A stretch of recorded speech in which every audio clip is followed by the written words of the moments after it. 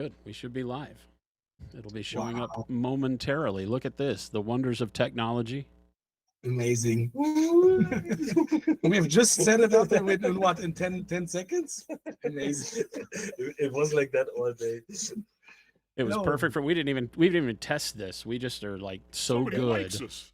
We're just was so already good. existing before Yeah, us. right? This is just That was perfection tricky. from the get-go. I don't even understand. We already getting follows. Thank you, thank you. Mm. We are live. We are live on YouTube and Yes. on Twitch. So hello, everyone. Hi, everyone. Hello. There we go. We We got hope some that- chat coming in. We hope that no one is scared because you might hear the eventual like German words here and there. So Yeah. don't worry, your house is not haunted. It's just like two German guys In the closet. cursing under the Screaming. nose about something. Screaming in German in the background. Exactly. Screaming in German. Nine, nine, nine. Nine, nine. 21. 21. 9, 22. 22. It's events. We already have one of our first special guests with us. Oh my Look at- goodness. Look at that. Yes. Holy cow. We are graced with the glorious presence of so many fine people today. Coming to Yes. you live from German. Are they joining soon, or German or are Ohio? we still waiting on the fine people? Oh, well, I Yeah, mean, still waiting Vince, for the extra Vince, I'm part. giving you the benefit of the doubt for all of the people out there that have never met you in person. So, Oh, okay. It's a Rogue Hobbies in chat. Look at that. Louise, jump on. Oh, Louise is going to join us for a little bit. Ah, nice. So we hello, have- everybody. we have- Fantastic. we have the set here. Oh, yeah. Hello, hello. I'm going to run through the intros here with Lone Samurai, Route, Sarcastic Grandpa, Vector, Iterator, Max Painted. What's going on? Hoosiers, Rattlecan, Flapjack, Nickelsack. One of the best names on the internet, by the way. Brutal Burrito, Lone Samurai again, Jay Halliburton, of course, Rogue Hobbies, Louise in there too. Panic Bomb, Matty Soar. What's going on? Welcome everybody to a super secret or not so secret Saturday show. We don't do Saturdays very often, but when we do, you know it's going to be special. And today's special is that you don't have to watch me paint. Everybody take a collective sigh and say, finally. Finally, Jason's not painting. And we have Ben, the illustrious, the glistening, One and only. the glistening Ben Comets. The camera Yeah, makes, exactly. Today, extra glistening.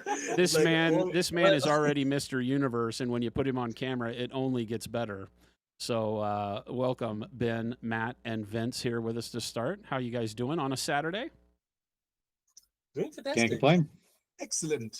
Very, very good. Now that I see everything is coming together and, nothing exploded yet. Yeah, Hey, it's like shush, splinters shush. all over the place. Everybody knock wood. That's one. It's, Yeah. This is the world of technology and live streaming. So anything that can go wrong will. Just bear with us. We've got people from around the world jumping in, so we're going to have a good time. And it's super casual. All we're doing today is hanging out with friends, having fun, talking signature paints, talking miniature painting, talking whatever hell other nerd stuff we got going on. Should be a lot of fun as people pop in and out. I know we're going to have a Ninjon sighting at some point in time. Oh, Yeah, yeah. Mashik from Flame On, I do not know if he'll have any time. He's a new father. So Yes. Yeah. having Yes, to yes. nurture his first child into the world is as he somebody put it, likes it's us. hurting his back. So we'll And see. the miniature painter says that it means a lot, I think. Yeah, Yeah. no, it's great. So right. yeah, so welcome everybody. What? No painting? Wait a minute. Oh, Lone Samurai says I'm not. No, look, Ben's going to be painting. Ben's got one of our It's warrior painting. Awesome. texture trainers. We're going to be talking about Ben's paint style and watching some color get thrown around. So it's Yes. going to be good. Hey, somebody Yeah, likes us. Definitely. We have all of the signature paints here, and and we will be tackling also something that you can get right now, which is the texture trainer, the warrior. Yeah, it's Did you- actually the first time that I'm painting one of these. Like you Well, guys gave me them, I'll just like throw back on my the- legs on and the pollute for a my while britches ago, with but delight. I actually never came around, and I really have to say is I like the sketch a lot. Super cool detail, and I love that you can just like easily work on all the different materials. So Yeah, the Um, goal with them was to give people a way to feel comfortable moving into a larger scale from the standard 28, 32 millimeter, because a lot of people are really find busts kind Well, of daunting, huzzah, right? huzzah. I'll And just throw back this my kind of legs and hopefully gets pollute rid of my that, britches with delight.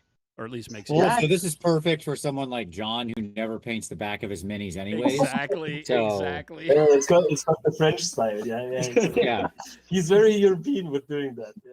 I Yeah, did- all content producers never paint the back because you don't show that on stream or whatever. So it's fine. You No. don't need that done. No, we should have called these the money shot miniatures, because they really only look good from one direction, and that's fine with our lazy painting selves. So, yes, I am nothing if not a lazy painter, and if I don't have to paint the pack, I won't. But I'm yeah, also there- curious, if some people drill a hole in the back and then use it as a fridge magnet, because Oh. it's like yeah, we literally have. Yeah, flat. a lot of people will take the magnet. What's it called? Like it's like sticker paper with a magnet on it, and they'll stick it to the back. And then use it as fridge magnets. We've seen people do that. We do sell it. They all come with a stand now too, so you can you have a little miniature plinth stand that holds them up, which is cool too. Nice. Yeah, I think that's also a good idea, because usually with the flat, if you don't mount them on the wall, it's actually, in the end, it's kind of hard to decide what you do with it. But Yeah. I think if you have the option with a stand, that's quite perfect, actually. Yeah, the Nice. the way that in my head it all worked out is that I would paint these, and then I would color them over with primer and paint them again and use them over and over and over again. We wanted to make them inexpensive enough that you didn't feel bad if you messed up.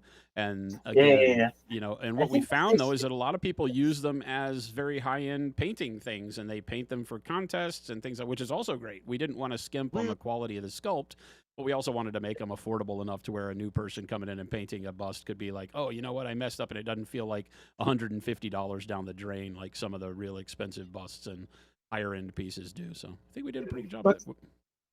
But that's the thing. A lot of people are always scared or like kind of a little bit timid about painting miniatures and really calling it done and just like finishing it Yeah, ruining it, I think. and ruining it. But the thing is, every miniature is a little bit, we often compare it a little bit to a ladder. Like when you have a ladder and you want to climb it up, and you have to 100%. build the ladder, like you have a kit. So you have to build the whole thing together, sides, and then each miniature is like one of these steps.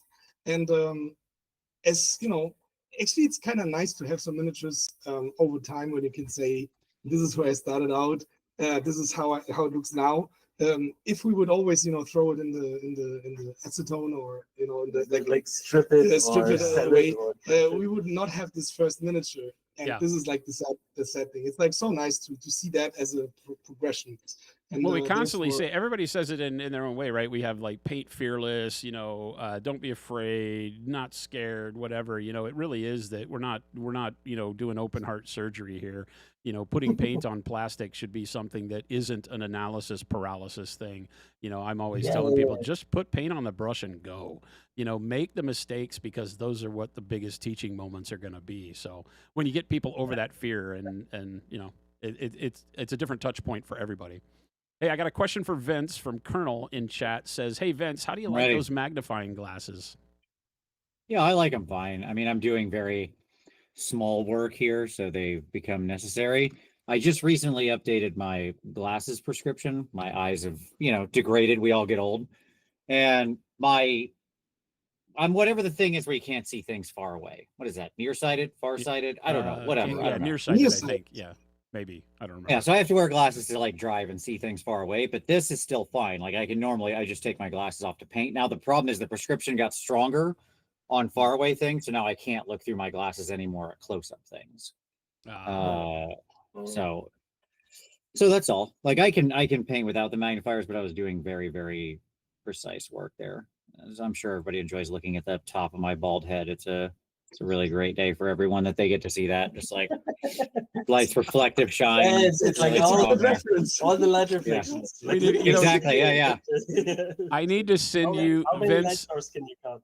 I need to send Vince a hat that I made early on in our stream, because when I first started streaming, the way the camera was set up is that for the bulk of the stream, you stared at the top of my head. And so I made a hat that was a wizard. It was a baseball cap that was a wizard with big, the googly eyes on it. So it had two big googly eyes that would go about where your forehead was, and then it had a wizard's hat. So when I was looking down, it had a beard and everything. It looked like a wizard, like a Muppet wizard was looking at you the whole time. It was pretty crazy. Yeah, I mean, if anyone ever wants proof that you should treat skin as a satin material, you only need like look at me on camera ever, and then you have all the proof you need. So Hey, whenever Vince, people are like, "Well, I don't know if the highlights should go all the way to something near white on the skin," I'm like, "Are you sure? Are you sure they shouldn't? Look at that. I'm kind of living proof that that is in fact the case. That there's going to be some intense highlights." So Yeah, I mean, whatever works as a reference, right? that's right. Yeah, I actually I once witnessed a class where Roman and Rafa Pixar had a class on basing, and Rafa built the base on Roman's head. Really? Yeah, it was amazing. It's like all the historic people left the class. How long did they present it for the competition also or not? No, the PPA was not drawing quick enough. But Wow. Yes, but also since this is like the stream of secrets, now one secret is also out because a lot of people have been suspecting that it's not actually Ben painting, but it's the puck, Pelle, that yes, but the actual secret is it's not the puck, it's actually this magical capybara that you see now on his head. This is the real secret. Yeah, There's a little that's brush it, here. yes, That's it's how it's done. that's awesome. Yes. He needs Vector in chat says That's like the magnifying glass. Vector in chat says, "Is this the stream when you will announce the Vince Venturella signature metallic set?" And I plead the fifth. I know nothing. It doesn't even sound familiar to me. I know Vince hates metallic paint, so I don't even know what you're talking about. The community is so wonderfully toxic. It's like, if there's like chaotic neutral, I think they are positively neutral. No, what? Positively chaotic. That's the thing. I love it. And yes, the paint tastes really good. So. Hey, shush! We don't do that here. Technically, Jen's not here, so we can do whatever we want. But as soon as she's in the building, so I have to let you know that we have the crew working like nights and weekends around here to try to dig out through Black Friday shipment stuff. So she is here. She's actually in making soap right now. So we got to be careful. If I hear her coming, we'll have to stop talking about the flavor of paint. All right. Yeah. So how did you guys spend Thanksgiving? It was like last week, right? Yeah. Mm-hmm. Yeah, it was a week before. Well, yeah, last full week. We have it. It's Jen and I have very, very small families. My family is in Colorado. Hers is in Minnesota. And so we are basically locked here. So we had Jordan Lamb, our other studio painter. He's away from family when he's in town, and so we had him over. So it was Jordan, myself, Jen, and our dog Cora. And Jen made some amazing pork ribs, mashed potatoes, coleslaw. It was a very good Southern non-Thanksgiving meal because I hate turkey. Thank you, Jason. Thank you. What is this? I stand turkey. It's just, yeah. I'm with you completely, and that sounds wonderful. I'm going to come to your Thanksgiving next year. You are always. It is always an open door policy here. Hang out with you. We'll have a signature Thanksgiving, and you can come and have great. She does like pheasant sometime or game hen. We always have something that's really crazy, so it's good. I recently thought about how it's a little bit like the test run before Christmas, because it's like more or less 1 month before Christmas, Thanksgiving, and people still like go out, see their families, and then they have like this again for Christmas. And I wondered how this works, and because it's already sometimes hard to fit everyone in for Christmas. Yes, that's already like a challenge. But if you have like this 1 month before test run, and then you do it again. But I know, for example, pumpkin pie is really big, I think, in the States, and we also had it for some time, but it takes also a lot of preparation, so we don't do it all the time now. Pumpkin pie. In Germany, people do a little bit like pickled pumpkin, but it's kind of really? Yeah. And Louise, yes, you're free to jump on anytime you'd like to, Louise. I know Louise is wandering around in chat too. Come join us. Come join us, girl. Yes, we're not biting. Only the capybara. Much. Only the Yeah. capybara. And Turkey Vince, is what so are you bad so painting? often. Yeah, turkey is tough. I've just never, ever since a kid, I was always like, can we just have chicken? Like, what is wrong with turkey? Why does turkey taste so bad? I just don't like It it. also, yes, it smells quite birdish, you know. I don't know what it is. It's too gamey or something. I don't know. I'm just not a fan of turkey. I once had a goose egg and I was really surprised. I thought like, oh, this is like just a big egg. But then the flavor was so intense, you know, Yeah. I couldn't eat it. Yeah, definitely. Definitely. Yeah. And Vince, Louise, jump Vince- in as you feel. Come on in. The water's fine. I'm Yes, you- curious, what are you painting there? Okay, so what am I painting? Well, so I am working on a clan rat. Your stock standard base troop of the Scaven army. I am repainting my Scaven army because of the new release. I have a huge Scaven army, and that itself was a complete repaint from when I had gotten them originally in the 90s, and then when they came out with the new plastics before in the mid 2000s, I bought them all again and then repainted them, and now they've come out with a bunch of updated ones again. So I am now repainting them all again from scratch, and I've decided to do the best possible job I can do on this. So I'm painting each rat individually. Everybody gets their own little attention. So far I'm averaging on each little infantry guy an average of like, I don't know, probably like, I think I've got it down to about 4 to 6 hours per guy. So here's my little clan rat.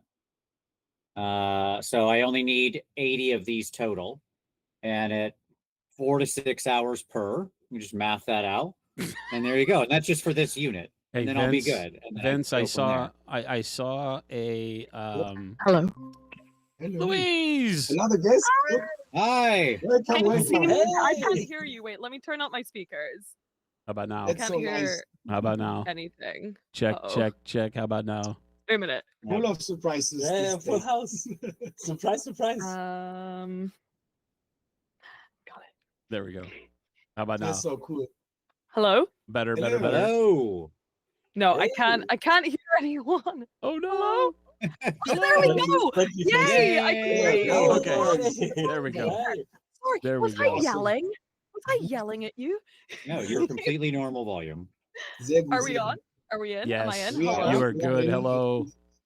How you doing, Louise? Everything Good to is see you. Hi, buddies. It's nice to see everyone. Hello. This is my soft relaunch back into streaming, Good. Wow. Good. which is a really nice way to do it. I appreciate the invitation, Jason, who I cannot see except on my YouTube screen. Yeah, Yes. that's You can also the not see trouble him. with technology. It won't share cameras across all these can tech see- platforms. Is that what Ben's painting? God damn. Yes. Just started. Also just started like. Yeah, he 15 just started minutes that 3 minutes Yes, ago, by the way. this So, guy. you know, this Yeah, guy. exactly. Vince, what are you doing? ago.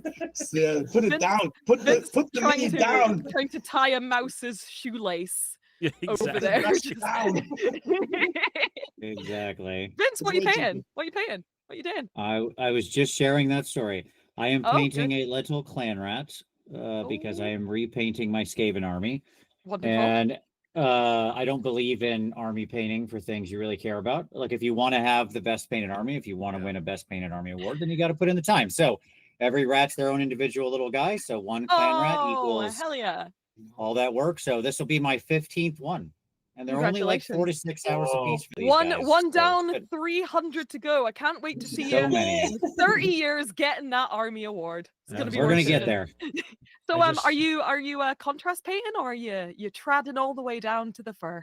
Slap chop. Oh, yeah. Job. There's How no. dare you, Yeah. Slap chopping the shit out of it. Vince? You gonna slap chop a rat? No, There has been no slapping nor chopping of no rats. chopping. Though I am not against that in any way, shape, or I'm not form. against it. I've lived through the slap chop trenches. I came out a better woman, so it's good. It's perfectly the right way to paint big armies if you're not Absolutely. lunatic like me. So that's like if you're Rob, essentially, yeah. I was also shocked for a second because I thought that Vince hasn't his apron on, but there it does is. have his Oh, he apron does. on. Oh, he Yes, there it does. is. Blasphemy. If it's Wednesday, Blasphemy. it's Warhammer. Yeah. Wow. Right. I The, want an apron. I went down the rabbit hole of people talking about what happens as the sun burns out, and they were throwing numbers around that are very close to when he's going to finish his rats. So Yeah, exactly. Yeah, that's right. right about as the sun grows to the size to swallow Venus, Vince will be like, finished. You Done. all say that, but look, it's just time and pressure, okay? You'd be surprised what you can get done if you just think of it more like laying a railroad. It's a lot of track and nails and stuff like that to lay a railroad from one side of the country to the other. But if you just keep putting the hammer down and one nail in and one You nail got in, it. eventually This is you've the got the whole implication track. that one man built that railroad, Vince. This is you Man with an apron. yeah, it was all John Henry, right? That was all It was one just guy. John Henry All with an one guy. apron. Yep. Just one man with an apron and a dream, just building Yes. that railroad. Doesn't Yep. America only ever have like one railroad as well? Like he gave up. He was like, absolutely never doing that again. Yeah, Right. Built one technically. railroad and then was like, yeah, that's One. good. We got this. It's not like in Europe when they're like, huh, this is pretty good. We're gonna keep doing this. That's so good. We got one and called it a day. That was good. Won that army award and then stopped. Mm-hmm. Nice. How many reds do you have in total to paint? Oh gosh, a lot. I mean, like I have. What do I have done? What's your army I have- list? Oh, I don't build a 2000K or something. I'm painting the army, not an army list. Oh, you're just Uh, painting the range. Got ya. Yes. So right now, this will be my 15th clan rat. He's almost done. So then I'll need 5 more for the base unit. I've got an engineer done, a warlock bombardier done, the brood terror done, the gun, the like new rolly gunny shooty Oh, that's battling gunny cute. thing. Yeah. The I've got ratty that tooty done. point and shooty. Yeah. Exactly. Yeah. Yeah. And 3 rat ogres. Crikey. And You are painting the range.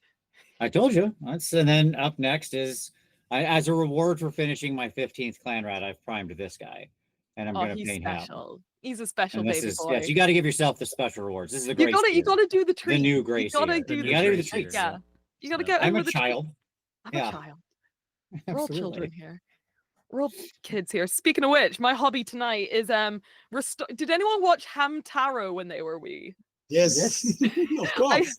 I have a Yes, big in vintage Germany. I have a vintage Hamtaro pencil case Oh my god. that I bought today for 50p at a Warhammer bring and buy sale. Oh my god. Oh, that's really? great. Yeah, I that's don't know maybe what the this was best doing thing here. that you can find there. Literally the Totally best worth thing it. that was there. Shout out to Sanctuary War Games in Sutton, who had a bring and buy sale today, and the only thing I walked out with was a vintage Hamtaro pencil case covered in shit. Oh, that's So awesome. So That's that's your awesome. brush coffin, right? I might make it like my main pencil case now. I freaking love Hamtaro. I think it's quite niche. I didn't know Yeah, what it like is. you guys had heard of it. Yeah, it's Germany is quite Yes. known for the different Is niches. it? we had Hamtaro and we had Calimero. You know, the little chick with the Yeah, shell. on it. that's rare.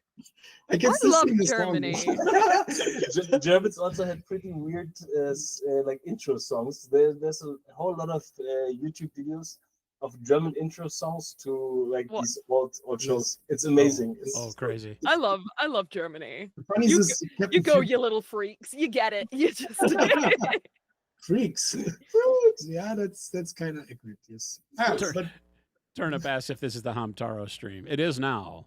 So it is. yes. Oh, Max is here. Max from Turnip 28. Hello, Max. How you How doing, nice Turnip? to see you. Yeah, we Turnip. love. Yeah. Turn 28 Max is in the stream because he's a cool guy. He's doing very well on his Kickstarter right now, I hear. Awesome. So everyone should go check it out because he's a cool guy that makes really weird miniatures. Well, I got to say, the Turnip 28 stuff is amazing because it too dives into, we've been talking a lot about Trench Crusade around here lately and how. Oh, have you? Are we into it? Are we yeah. Trench Oh, yeah. Crusade weirdos? We now? had the Look what I whole thought. we had the Trench Crusade crew on the stream last Monday. So yeah, we did a deep dive with them on the game and what inspired Who them. did you have on? Who did you We- have on? We had Mike and Jamie. So Oh, two The absolute cutie pies. legends, but we had to ask Mike what Absolute his sweetheart. childhood theological trauma was that led to Trench Crusade, and that was an interesting. Who hurt you?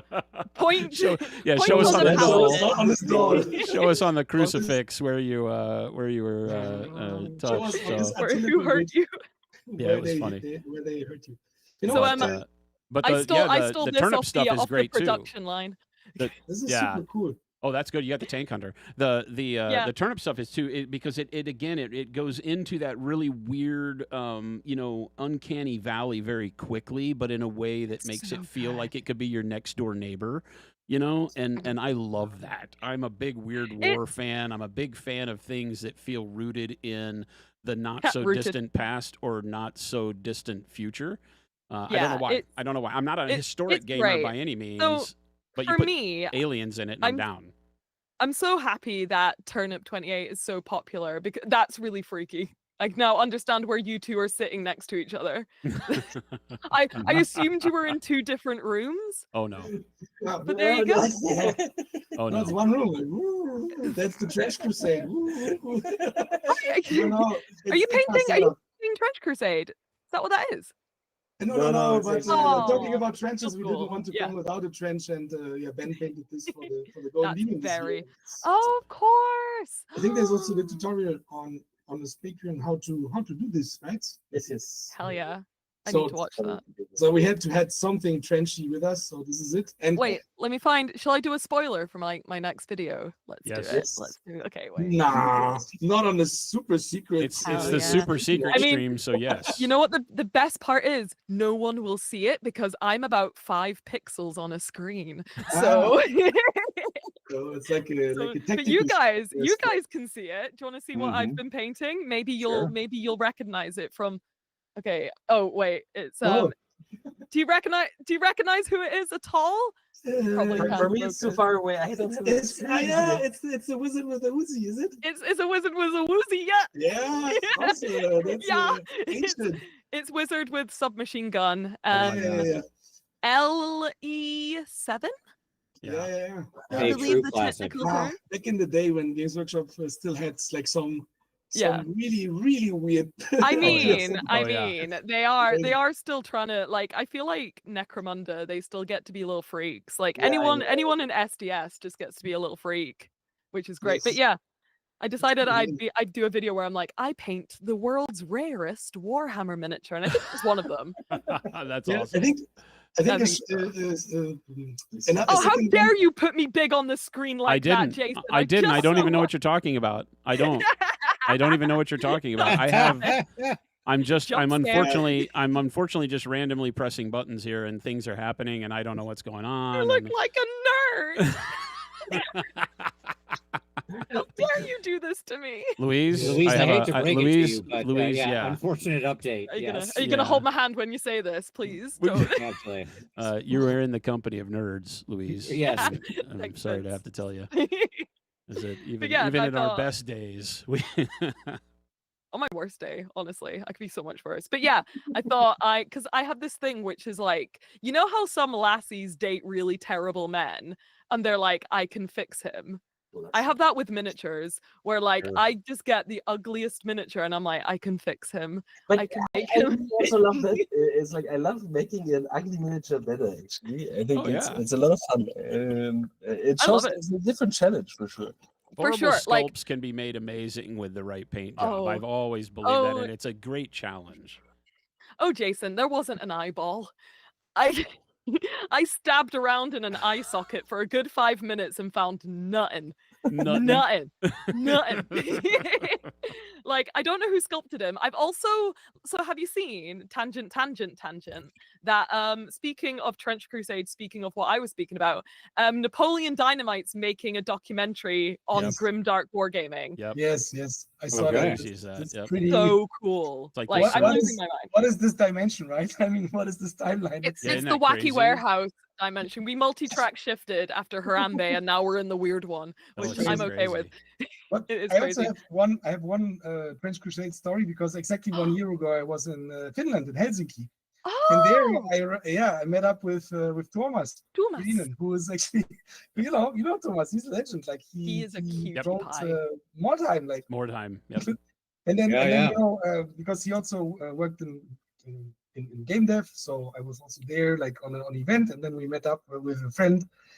It was so cool, like, because the Finns have this super dry kind of messed up humor sometimes. Absolutely, 100%. I always say Tumas is like the happiest Finn I've ever met. I have seen him smile once. Yeah, And yeah. he has cracked a joke, and I'm like, oh, you're not like the other Finns. You're not like Okay. the other ones. You're Well- not like the other girls. Well, so the Finns are along the lines of the I am smiling crowd, right? It's like the Oh, flat face, literally. but I am smiling. I'd be burned as a witch in that country. The They- Polish also. We have a thing called the Polish smile. It's like when the ice, Polish but it's it's a trope, you know. Yeah, Like the Poles are not so bad. yeah. Have you heard of Zat- the German stare? The Germans there. Yeah. You see German it every day stare. on the football and the streets. ice park. Everyone's Crazy. staring, yeah. Yeah, It's like German German versus people, and then they'll just be like, "Guten Tag," and it's like, Yeah, "What Guten is this? Tag. Is this a nice interaction?" Like, That's a highlight. That's a highlight. If they speak, then exactly. that's a lot. That's rich. I love so my old art kind of like senior art person at Games Workshop was the happiest German man, and Oh. every single day he would teach me like a new German word. Oh, And Oh. what's the one, because I've been doing it recently, the one where it's like it describes the act of trying to make something better, but then accidentally making it worse. verschlimmbessern. Yeah, Yeah. that's Schlimmbessen. I love that word so much. Verschlimmbessern. Yeah, because whenever we updated like Photoshop, he was like, Verschlimmbessern. I was like, Yeah, funny. it's a great So, word. You also met the rare one German that actually has some funny humor. Oh, No, he's just one of my favorite humans. His name's Dominic Odinger. And Oh, he's now, I think, the lead designer for Horus Heresy, which is very Oh, cool. movie. Nice. Oh. Yeah, he recently moved from illustration. I don't know if it's public knowledge, but rare. Wait a Oh minute. my God! Look at this. Wait a Now minute. it's a full house. Yeah. Now we're Hey, gonna be. John. Oh Jesus! Look who's here. Oh. All right, all right, chat. That's full. You thought it was bad. It's now worse. It's all over So much now. worse. We're all Yes. gonna Yeah. fight now. I just jumped in the back on the last truck stop, and y'all were just going down the road Y'all. in this weird van, and I thought, hey, what the heck? Yeah, it's like, He said Follow the candy y'all. trail. So in chat, we've got a couple of questions. We've got Zazin says, "What's this stream all about?" And I'm just going to say yes. Yes. You're seeing it happen live, and I make no apologies. This is the super secret Saturday signature stream where we have a bunch of nutters in stream with us, and we're just going to talk nonsense. So it's good. How did just, you just find go us? with it. Yeah, just go with it. We threw it. We What threw are a you link out doing into the here? wind, and various people are going to jump in. It's great. I saw Ninjon trying to take a picture there, so I Yeah, tried. yeah, to I'm do it. putting I this was on the- too late. Putting it on the internet. This is a Okay. good one. Mally Anderson in chat. Hey, Mally, how the hell you doing? Mally, a great friend of the Hey, channel hey, and of the hey. brand and of a lot of us here. Mally, a Hi, fantastic painter himself. friend. So, Mally, good to see you. Brutal Burrito says, for each of the signature artists, what's your favorite paint out of your own set? Okay. Okay. Okay, wait, everyone, look at the camera for 2 seconds. Thank you. Appreciate.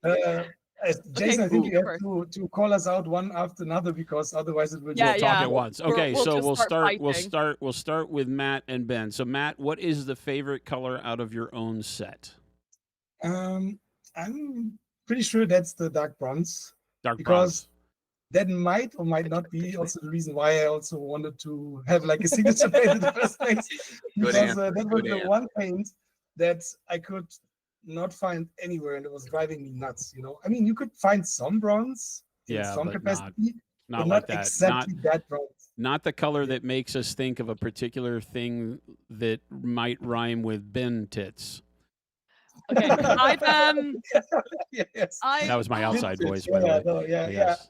In a way, yes, but the dark bronze is a tiny little bit different. Yeah, it's more brown. It doesn't have the red in it, so Yes, it's not as coppery, because- which I think is and then- fantastic. Yeah. You could not find it anywhere, and that would be probably my favorite paint. I use it in pretty much any metal surface. Also later when we will switch, like in around in 20 minutes or so, I will also use it, and then you will see that you can put it under everything, and It's that is really metallic. good. It's really good as a base for silvers because yeah, I it love it gives also you. like, you have silvers and golds going on that you Yep. put it under both and harmonize the color with that. Harmonize. So that would be mine. Say So that. Which good. one is which So one is good. yours? For me, I think it's definitely the Dark Sea Ben, also because of the name. Shocker. You're going to get everybody mad, Ben, because you are the only person in the history of ever that has gotten me to Oh, yeah. change our naming This convention. is also why I'm mentioning it. So That's- it's not, that's- it's, that's a lot It's of- a, the main it's a reason. good thing That's a you're a big- beautiful man, Ben. It's a good thing you're a beautiful man. Do you have it? Somewhere? Yeah. I'm also painting the armor at the moment with it. So Yep. Yeah, So, but you already put there it is. yeah. It's like already already in usage here. It was also the first color that I like usually throw on the palette with together with black and white. It's just because you can use it for so many things. I like the satinness with it. For me, that's perfect, especially for these semi-reflective glossy elements. So I think that works really nice because it preserves a natural shine in there, and this is one of my go-to blues. So I love this one. Nice. Okay, I've guessed which one Vince's and Ninjon's are. I Yeah, have them. okay, I have them in front of me, and I'll Uh-oh. feel really smug if I'm correct. Just to Okay. prove that I'm not. Here they are. All right, Vince. You Very got to good. prove her Okay. right or wrong. is I your- don't know anything about you. If I do this, I'm going to claim I'm psychic. All right, that's fine. That's fine. I'm an open book. The royal purple, obviously, that purple is. Oh. Nailed it! Yeah, Ooh. Psychic session. there you go. So I mean, promise I yes, don't it's just just have the whole simply an set here. amazing. It's amazingly intense, vibrant purple. I mean, bright colors Agreed, rule, agreed. and I like purple, and I'm a devotee of Slanesh, so all of these things mean that has to be the choice. Obviously. It Obviously. is. It finds its way onto everything I do that has any form of skin tone on it, 100%, and has started to. Interesting. It started to replace dark purple as my shadow base of choice on all sorts of non-metallic colors as well, including gold. It just is. It has Yeah. such a great vibrancy to it that it can give you a hint or a whole lot of color, and put you into a cool or warm range depending on where you want to be. It's great. Fantastic color. Very I cool. just want to point out that right now with these guys that I'm painting with these clan rats, you mentioned the bronze, and I was able to pick up the bronze and show it because it's on my desk and used for these minis. And then John's going to talk about whatever he talks about, but I have multiple John series in these guys right here. And then Louise, don't worry, over here I got you I'm too. so because worried. For anything warp based, Rogue Hobby set has to come in Oh. strong for all the warpstone All the stuff. glowies. Yes, He's and smart, then yellow. but also it's still Ben. I got the heavy warm white over here too. Yep. That gets in the mix. The point is that sadly with these guys, I have none of my own paints in this scheme.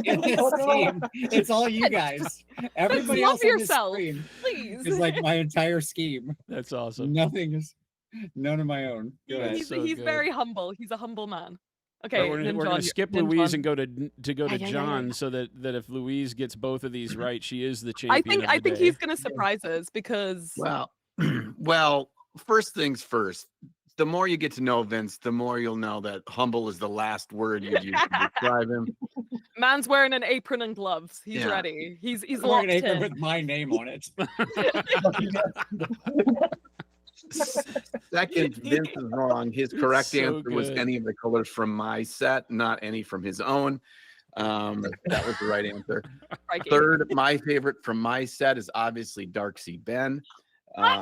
It's my favorite color. Gray. Also a the John middle. created color. He's just gonna take responsibility for all the greats, all the hits. Yeah. I'll take this myself. Okay, you said What's your real pick? red What's your real gray. pick, John? Red gray. It's my favorite in your set. 'Cause Literally, I'm I just also picked holding it up. one of John's that I've picked for his Louise. So we're gonna showdown here. Right. I said Yeah. favorite. Yeah. He's gonna change it now so that I'm No, wrong. it's not. And I actually, because I'm staring at all of ours on the wall right now, and actually Yeah. in a recent video that's upcoming, I can't probably show this too long, but this is painted. It's hard to Screenshot. see. It's all blown up. So secret. But this is painted with a lot of colors from Luis's set that I had No not way! used before. Yeah, and I had a lot of fun with your with the yellows and the green. They're so wacky. My favorite from mine is dark magenta. I find I use dark magenta. Oh darn, I was wrong too. I picked warm brown. I thought for sure you'd go for the brown. I know how much It's good you that use we this all color. pick different ones because it means Yeah. that we all really like different ones in Yeah. in John's set. Yeah, red gray is such a weird color. It's so a good. perfect color. I use it It's so all the good. freaking time. It's so freaky. Like I got it and I'm like, what is this good for? And it's like, oh, everything. Yeah. Like So- it's so weird. So again, it's one of those that when I did my I've only played one game of Warcry in my entire life, and I'm going back to Vince's painting a million rats. I've gotten to the point to where the only armies I can play have to have 8 or fewer models in them because I same. I never Right. get finished Because you're a quitter. because I'm Because a you're quitter. a I No, am a because we quitter. never stop. That means we don't quit, Vince. If you don't try, That's the you problem is that it fail. never ends. It's not quitting. can't- It's that it just Can't never quit what you don't ends. start. You can't The, quit right. if you die and leave it to your My children. logic. But I painted the ogre maw pack. Is that what it's called? Gorger maw pack or whatever it is, right? It's like Yeah. 5 models, like right? So 5 it's right up my different alley. versions, All the models are fantastic. It's GW proving that their plastics are the best.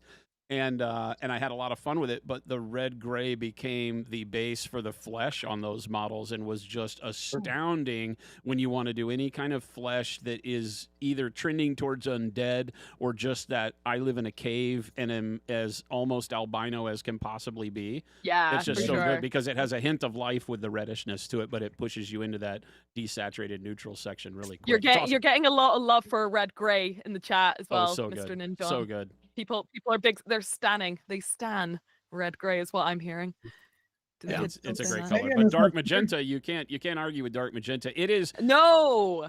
such a good color, and again can be used on everything. It's always there. Ding ding.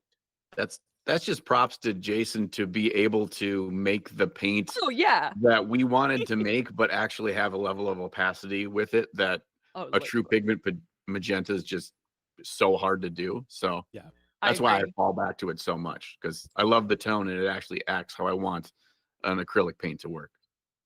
Yeah. Yeah. This is actually just like I know we're all saying our favorite paints, but Jason just must be there like I get that. You know, it's so funny. It's so funny because the signature set. Well, first, Louise, tell us what yours is because then we'll dig you a gotta little guess. further. Gotta guess. But You gotta guess, and I think it's gonna be quite easy. But it's between two. I- So I would say I bright look- green, but I Bright green, right? I think Yeah, it would that's- have to be bright green because goblins.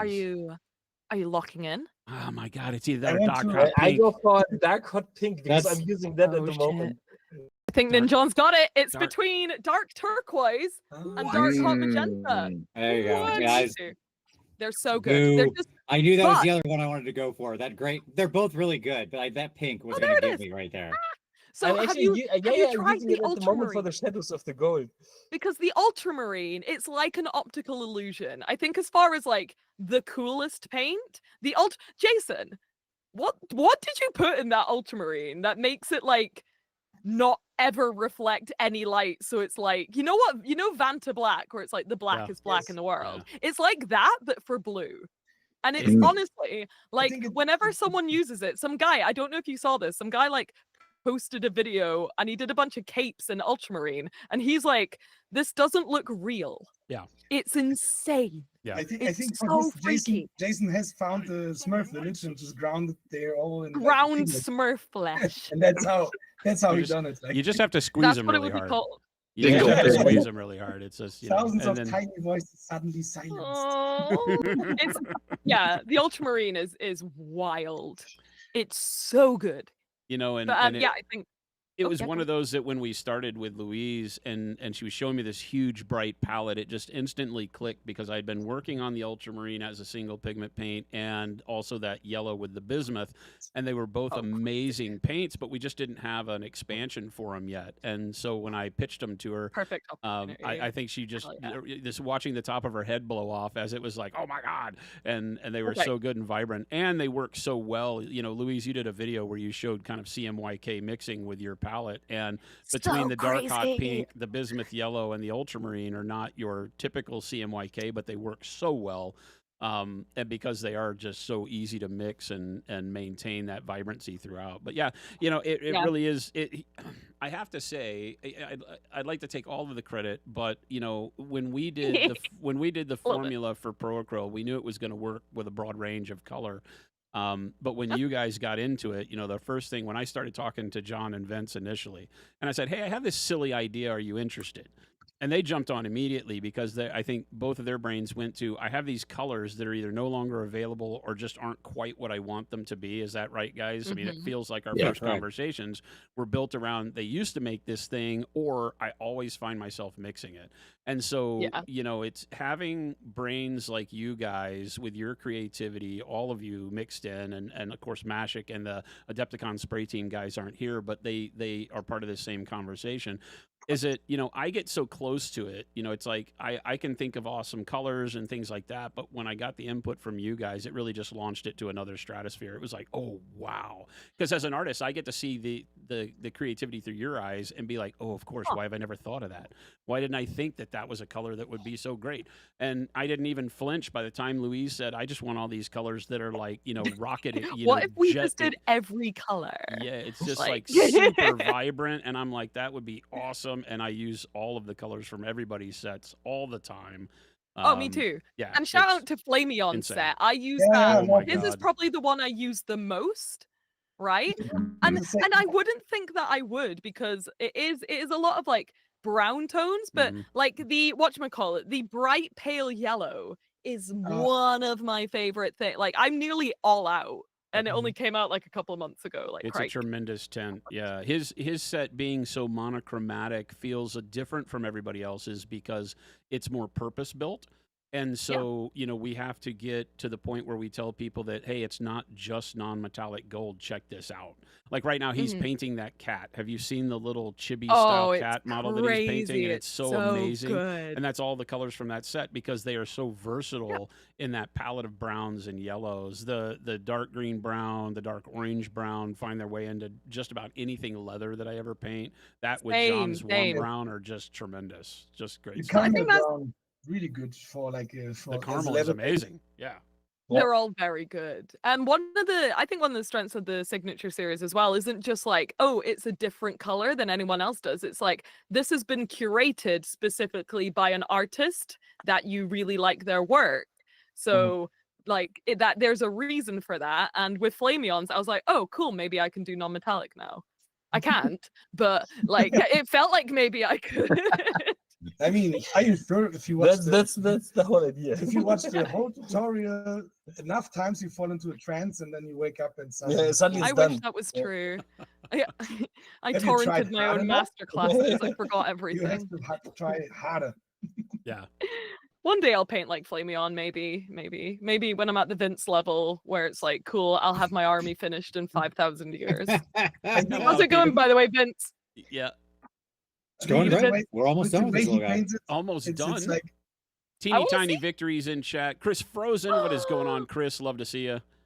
Hi, friends! Hi, friends! Oh my gosh. Everyone's here. Gang's all here. How is everyone? Ask them how they are. Tell them I say hi. Everybody in chat, know we love you. We're sitting here just randomly having great nerd conversations as a group. Please, if you're asking questions you want me to get to, ask them again if I've missed them. We are not trying to ignore you, but we're doing a horrible job. I'm doing a horrible am. job No, I'm of paying attention to chat today. So No, this is just like a stream to make us all feel inferior as we watch what Ben is able to accomplish in about It's 30 honestly, minutes. it's 5 quite minutes. chill I mean, we're actually. just like, I- oh, okay, yeah, Holy right. shit. That's right. I'm Yeah. terrible at painting. no, Oh, geez. that's the worst thing when you paint with Ben. It's like everyone makes jokes and usually people don't paint when you talk so much and Ben makes his jokes and sits there in the corner. It's like and then suddenly he shows what he's done. It's like another like Golden Demon entry worth of stuff, and I was like, Yeah. oh my. I actually hadn't looked at what he'd done in a solid 15 minutes, and now I want to throw up, but in like a good way. In like a I'm really impressed, so I'll throw up way.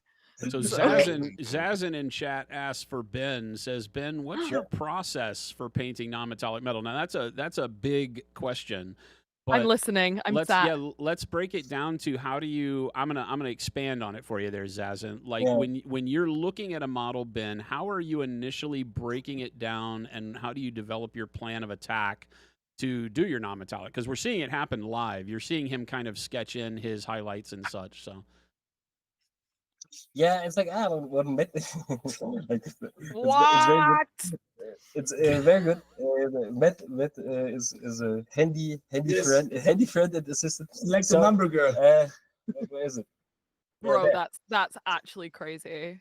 So this one is actually like this here sums up my approach to non-metal actually quite well, because this is like I had this developed for my non-metal class, like had it sculpted, and like I'm always using these also for Adepticon. And what I do is really it's like very much like a shape-based process. So I try to analyze the shape that I see, and then it's like there is an interaction between shape of the object and shape of the highlight. So we can see that here quite well on the like the top part for sure. We always with non-metal we always have to kind of think of the environment that the whole scene is taking place in. This here is like a very neutral, just plain horizons, just like simple, like quite desaturated tones to also show that it's actually just about placement of highlights, shadows, and reflections. So we always have like a main highlight that shows the reflection of your light source. And as most of the figures that we're painting are somewhat outdoors, we have the sun, and the sun is kind of like emitting the light equally in both directions. So also heard the of it. highlight needs to be kind of Never softened seen out. it, but I've heard of the sun. It's allegedly out there. But What is this? We're sun nerds, used remember, for? Ben? What is this sun you Yeah. speak of? Yeah, what is that? I've thing that read you're of talking about? it. I was just also looking for a geometry helper, you know, because Yeah. that's we did like an object that is as useful as it's ugly. You know, it has like it's like a collection of different geometric shapes. Yeah. So you have a sphere, you have a pyramid, and you have like all kinds of little like objects on it that reflect the light as it should be in this room when you are and trying like thinking about painting non-metallic metal. You know, all of these things can be broken up into geometric primitives, basically. So, you know, first it looks like very intimidating, but basically it's like this kind of, you know, like these spheres on the knuckles. It's like super easy because you only have like spheres, cones, planes, and cylinders. And it's like once you figured it out, like that there's the highlight shape interaction and where the reflections would be placed, it's almost boring. Yeah. It's not rocket science. But as we said. it's really like it is not. So it's about spotting the shape, and it helps quite well actually. And this is like a super simple, stupid trick.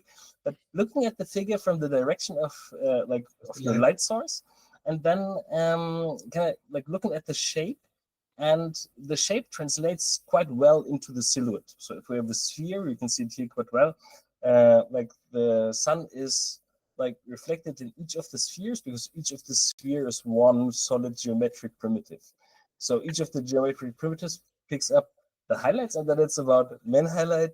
I mean, if you would be kind of you want to tie to something that was before, Vince's head is also kind of like a sphere right now, and little highlight on there, you can also exactly. And you could count the light Non-metallic source. reference if to you Vince's observe head. it's I'm all sorry. about primary Real light, sample. bounce sorry to light. bring this up. There you Bounce go. light, Very yeah. easy. It's just like Yeah. so good right now. but you can Reference see it. photos. Yes. Someone screenshot that and then once non-metallic you have, Vince's you head. have that in mind, you break it down, and it's also a process that's very similar to how illustrators, like really good, like top illustrators, like Peter Han, my friend, he has also like it's called a geometric Bible, and in there he shows you how to paint, like draw everything that you want to if you just break it up into geometric primitives. And Crikey.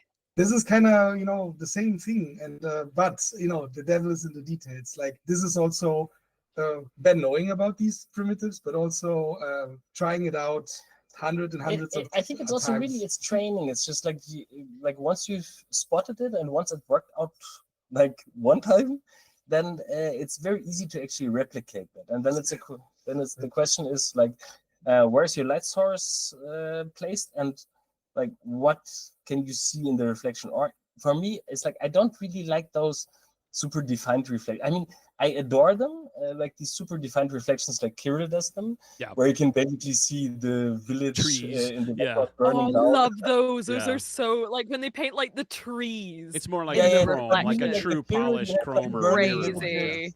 screaming, crying Actually wives, wild. everything is there. You can say in which epoch this village is burned. Yeah, exactly. You can always smell it. Yeah, but that's like Yeah. that's like a flex at that point, isn't it? It's like when Yeah, it is. Flameon did like the reflection of the miniature in the base of his miniature, and I'm like, all right, calm down. Yeah, Like, quit. Uh, Just quit. stop Yeah, I right think there, the big please. thing, the big takeaway here is what Ben and Matt and I think all of us are going to nod to is that if you can start to be able to deconstruct in your mind's eye the thing that you're looking at into its component parts and understand that it is only made up of rods, cones, spheres, pyramids, planes, cubes, and then you can go on Google. One of the things that I tell everybody to do in our tutorials is go on Google, get a set of reference images that you pull from Google Images about metallic cube, metallic sphere, metallic rod, Yeah. metallic cone, and see how light plays on them. You'll find a bunch of images of different materials from, stainless to mirror-like chrome to brushed aluminum. And all of those are going to be good because you'll see how your blends need to go. The further the blend goes before it gets from bright to dark, the more of a spun aluminum or non-polished surface it will look like. And then the closer your bright and dark go, the more polished it will be because you'll start to have your darkness not be shadows. It'll be reflection of dark things in the environment. And that's So just simple. experience. That's just playing with it, right? Yeah. So one thing that one of the painters at Games Workshop taught me, which I wonder what you guys feel about it, is that because like I really struggle with like I see some people who just understand where to place like the lightest colors and the darkest colors, and they don't necessarily blend it in the most impressive ways. Yeah. But the fact that they just know where to put like that really stark white and that really dark like contrast color, it makes it look incredible. And I think I lack that kind of thing in my brain. So what I was told was like, that classic way that you paint a gem, where it's like it goes to the highlight and then it has that kind of saturated spherical highlight at the bottom. They were like, imagine you're gemming everything. Yeah. And that's kind of a good step to You're start gemming painting them. Gem it all. Yeah, Gem it's it a up. super interesting Gem it up. approach. It is. It's a good way to like start someone's little pleb brain working in the right direction, I think. I Well, think- reflective surfaces are super hard because most of what you're learning at let's back up a second and say that most people are coming to the Hi, Ninjon. art of most people are coming to the art of Just kidding. miniature from the What is- gaming side, right? Like Yeah. I don't know that I think we can all agree that the largest percentage of painters come from the gaming side, not from the for artistic sure. side. And so as you're learning to paint in the gaming world, the biggest thing you're focused on initially is getting smoother blends and colors going together so they don't look like candy corn when you layer your colors and such. And so you Have you met spend me? so much of your time and your effort in figuring that out. And then somebody says paint non-metallic metal and none of that counts anymore, right? Like none of that counts. I'm gonna say you're gonna go from your base coat to your mid-tone to white. And people are gonna go, no, that's not what you're supposed I to hate do. that. I Yeah. absolutely hate everything you just said, which Yeah, is why when exactly. Flameon paints, I'm like, do you know the meme where it's like 1 to finish the owl. owl? yeah, that's Flameon because I'm like, I'll watch him. I'll be like, okay, base coat, yeah, I can do that. Okay, he's like lined up his colors in nice little lines, and then he's like, and Ta-da! suddenly it's made of water, Yeah, and ta-da! I'm like, cool. Yeah, I think this is like for Flamion, I think it's really like one thing that I love about his painting style is Mhm. that it's all about the acceptance of surface, like daring to paint one surface in just one color is something that I like. I look at it and it's like, okay, can't do it. And it looks so effective and like really also just like trusting the process of like, okay, this is all just placed and then feathered out with these tiny strokes. It's like just magic. I think one of his biggest skills is patience. Oh, yeah. Like Yeah. just But having this is- the patience to blend in between every single color he lays down. Like I think that's one of his biggest skills is just This is- incredible patience. Managing same glazes managing a glaze in less than a millimeter's width on your model is like Insane. not the Without patience any I texture have. at the It's end, just not the right? patience I Like, have. Yeah, no, not doing it. disgusting. You Couldn't can't be me. make me. Well, Lone everyone, Samurai, I do apologize. I have to drop. I've got to go teach. Y'all have. I know. I'm sorry. Vince, Wait, can we get a It's been a- final update? How many think- are we in out of 300? The clan He's ride Just is put it done. on one, he's He's taking done. a second. All finished. I finished him up in this hour. This was very productive. Given I put in like all the hours yesterday, actually, when John and I were hanging out, but that's a different story. I'll still claim the victory. We did it, folks. Yes, one more Fantastic. done. I was working on one rat as well, Vince. Oh, one geez. rat. Yeah. Basically Oh, equivalent. That's a Yeah, one rat. freaky rat. One rat. honestly. I see no difference Claps, there, John. claps in the chat for Vince's victory over that one rat. That's right. Vince, Thank you, thanks so everybody. much for coming and hanging Luis- out with us for a bit. Have a wonderful rest of your weekend, man. Absolutely. Louise, I'm going to hit you up at some point because I want to talk to you about goblins. Oh my god, I'm so excited. Literally yes. anytime. If you slide All into right. my DMs with that opening I'm going line, I to. am in. You're just going to get a message from me that says, I want to talk about goblins. All Hey right, girl, very good. hey girl, heard you like goblins. I'm like, absolutely 100%. Smooth Let's go. operator. Have a good one, everybody. Have a good one. Good to see you, Bye. Matt, Ben, That's the John. best Take it easy. Good to see you, Jason. Take it easy, Vince. I missed Um, him already. So Lone Whoa. Samurai asks when we're doing an Honest Wargamer slap chop signature set. Oh my god, literally, I was gonna say, Jason, fun game. Let's all name who we would like to do a signature series and my what we'd like gosh. it to look like. Because Oh I my have gosh. a few. I'm Like, down. obviously biased. I can't say Rob, but it would be Rob. And it's what would we do? It would just be like 3 grays and a couple of really good glazes. Mhm. Done. Easy peasy. Rob would do it as well. He's weird like that. He'd be down. But yeah, that's We've had- I don't know. And then I'd also like what they called. Not is it Siege Studios? No. Come back to me and I'll Google who I'd like it because I can never remember. Craft World Studio. Craft World, man. yeah, Craft World. They are. Yeah. All my the magentas. I was it going to looks say fantastic. we already have all those colors because it's the dark jade and magenta, dark magenta, dark hot pink, and then whatever color you want Yeah. to put on top of those. some other purples and pink.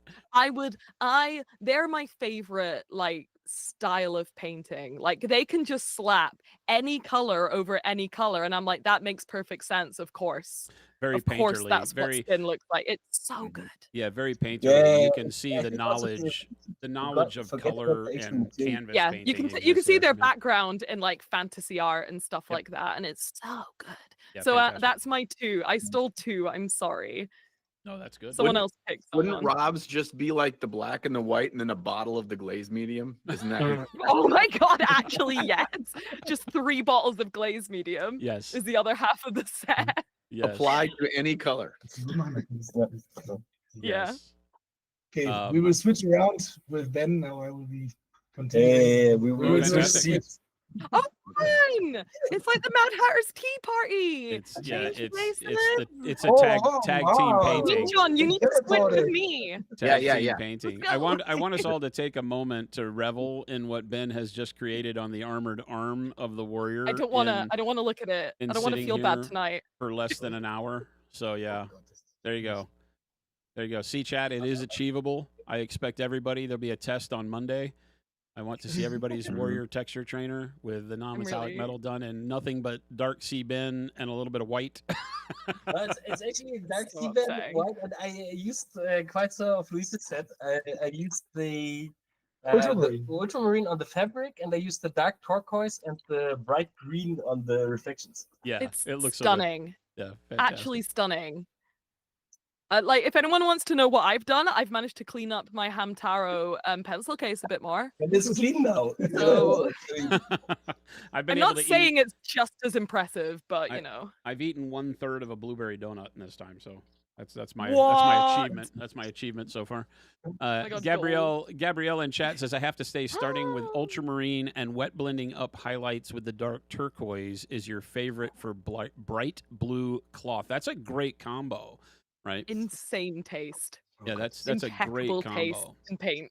And that's what I love to hear, right? The more we talk about it around, if you hang out on the Monument Hobby stream very long, you'll realize that what we define as a triad is insane because we don't think for of sure. we don't think of dark blue, medium blue, and bright blue as a triad. The triad would be what you're searching for in blue, and it should start from maybe a purple or a dark jade, and then a blue midtone, because the midtone is typically what's going to be the brain's assessment of the color. So when you think about the perception of an object, the strongest midtone is what you'll walk away from and say, oh yeah, that was a green car. And then when you go back, you realize it was like gold, but it had a pearl coat on it that shined green at you at the time.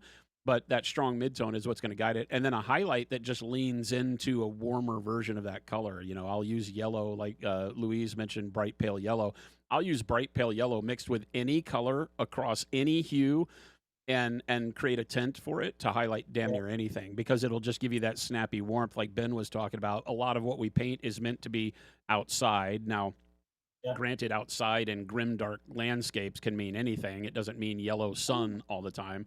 But, you know, we typically go with that 50,000 foot view of, to just start, let's go with a little bit of a warmer version of the color as a highlight. So I love hearing dark turquoise and ultramarine together, because that's spot on.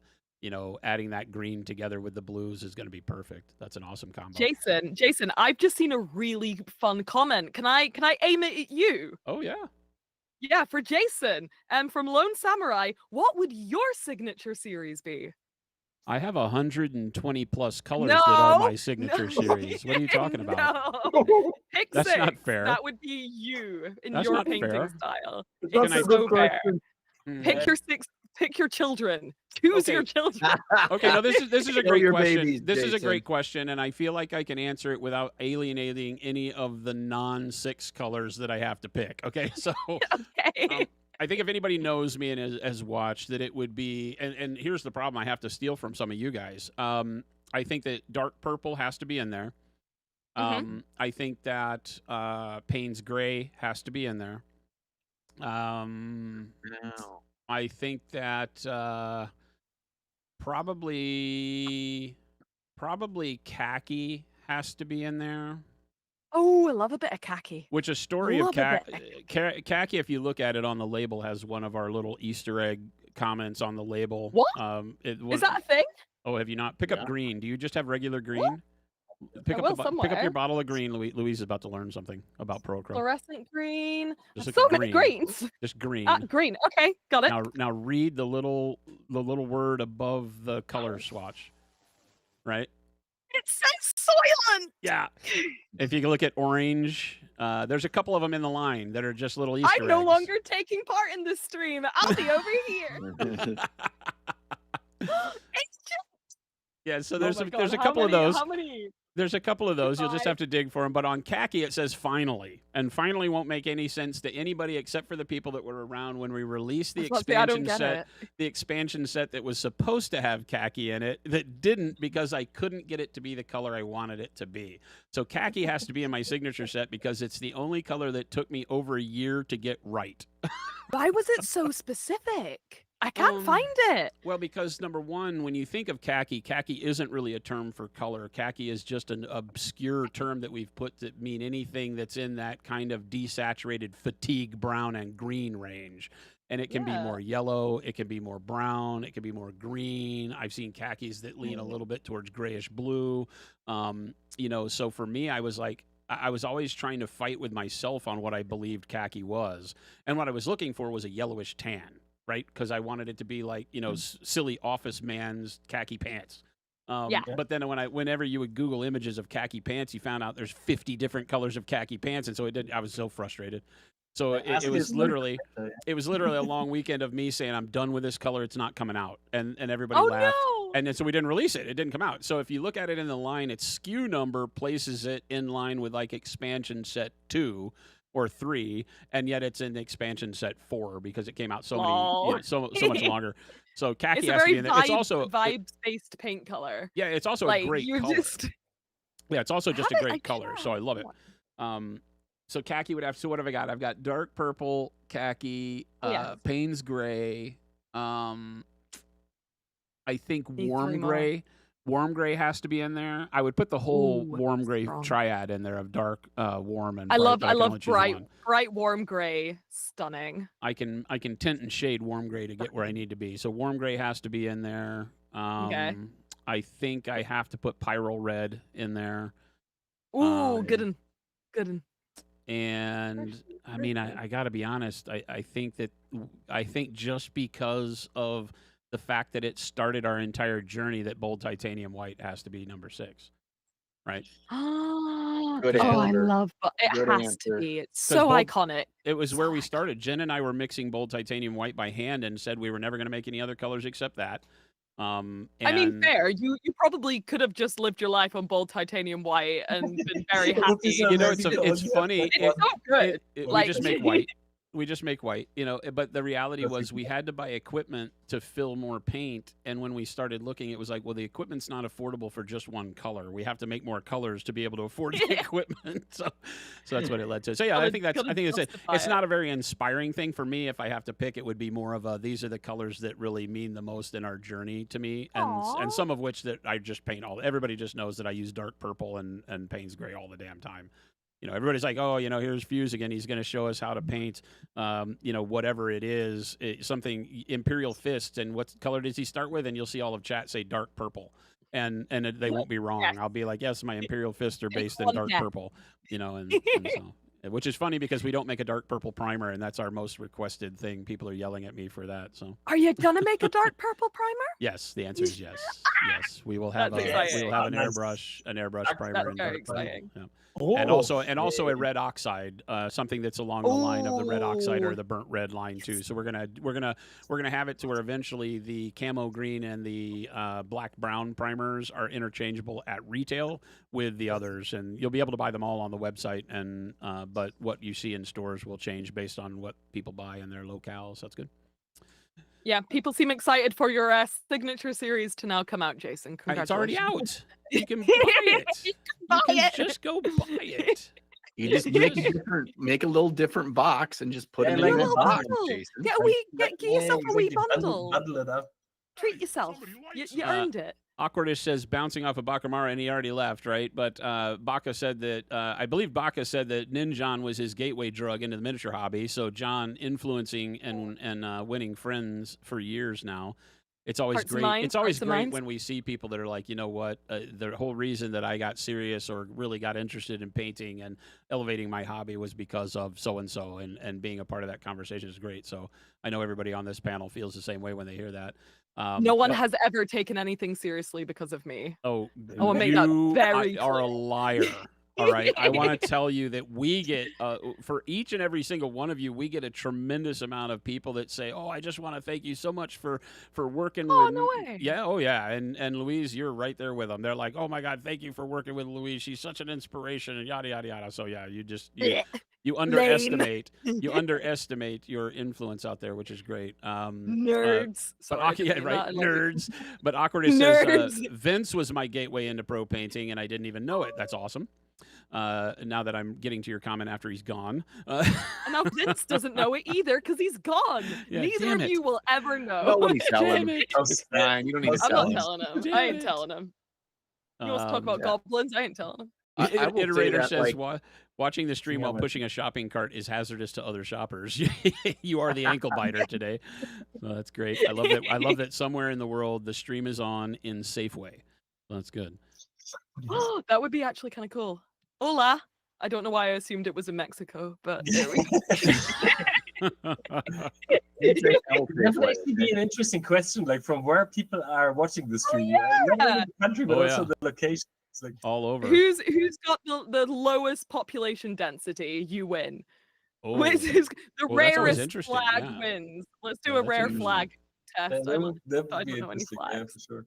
Oh, I've kicked myself in the foot there. I don't know what any I flags love how we look got like. some responses coming back to Louise saying that you just need to learn, you just paint everything like a gym, and some people are going like, how do you paint gyms? Well, if you subscribe to Citadel Touche. Masterclass for the low Touche. price of $6.99, then you can Exactly. also find out how I paint gems. Exactly. All the gyms. Not well, actually, it turns out. Bedazzled terminate. Yeah, exactly. Just bedazzle them. Dip them in glitter. There you go. Metallic, the Yeah. way it was intended. Well, they did make that weird like proto before contrast paint gem paint where you'd like paint something metallic and then you'd like glaze Oh, it yeah. over. Yep. That was Easy- quirky. easy glossy stuff, right? Yeah, Yeah. that was a quirky little quirk. very Ink with fast. gloss medium. So Gloss medium. Oh yeah, that's right. You did the like the fingernail polish ending on it, right? Yeah. Jade pretty in much chat that, says, wasn't here's another one for John. Jade says, John, I saw you a few times, wanted to say hello and a fast thank you for all you do, but I didn't want to bother you, so thank you. oh, Bothering you now. always stop and say hi. That's 100%. always my answer. Always say hi. 100%. You know, it's funny because being very honest about this, we get a lot of people that will say, "Oh, I saw you at a show and I just didn't want to bother you." And I'm like, you know what? Part of the big influence that I get from the hobby is just being a community member, and being able to interact with people in the community is 100% like the best thing about our little world. We are such a niche industry inside of a bigger thing, and I think that you tend to lose the pulse of the community as you get bigger, and you start selling Coca-Cola, and things of that nature. And I love that Right. our industry is that somebody can just come up to you at a booth or catch you in the hallway at a show and be like, "Oh my God, I saw that video. That was so good," because we can literally talk to you about like, "Oh gosh, it was so hard to come up with that We're color just combo." as And excited, yeah, yeah, for we're just sure. nerds. I had a great interaction today. I was in Element Games, and there was this person. They had a Rogue Hobbies patch on their hat. And I that's was like, awesome. nice hat, nerd. And then we both screamed and ran away from each other. Because Isn't because it we both true? felt too awkward to have a conversation. Isn't so it we true? just We have this whole industry of screamed and ran away. introverted nerds, and we're all dying to have social interactions, but none of us know how to do it. So it's like, Yeah, I'm it's- so bad. So I was happy I found someone the same as me, where we're like, this is too much. Let's just Yeah. go. 5 Like- million awkward engagements. It's awesome. We met up later once we'd both calmed down, and we had a nice conversation. Hey, here's How a, long here's did it take? Like from meeting and then running away? How long? About 15 minutes. oh my gosh. I want to say that Yeah. I actually saved a picture on my phone of my first like meeting a celebrity that really meant a lot to me at a Who was convention, it? and I Who know was I know how like exciting it can be, and I want everyone to do that for the people that they meet. So I'll share the picture right now, okay? What is it? What is it?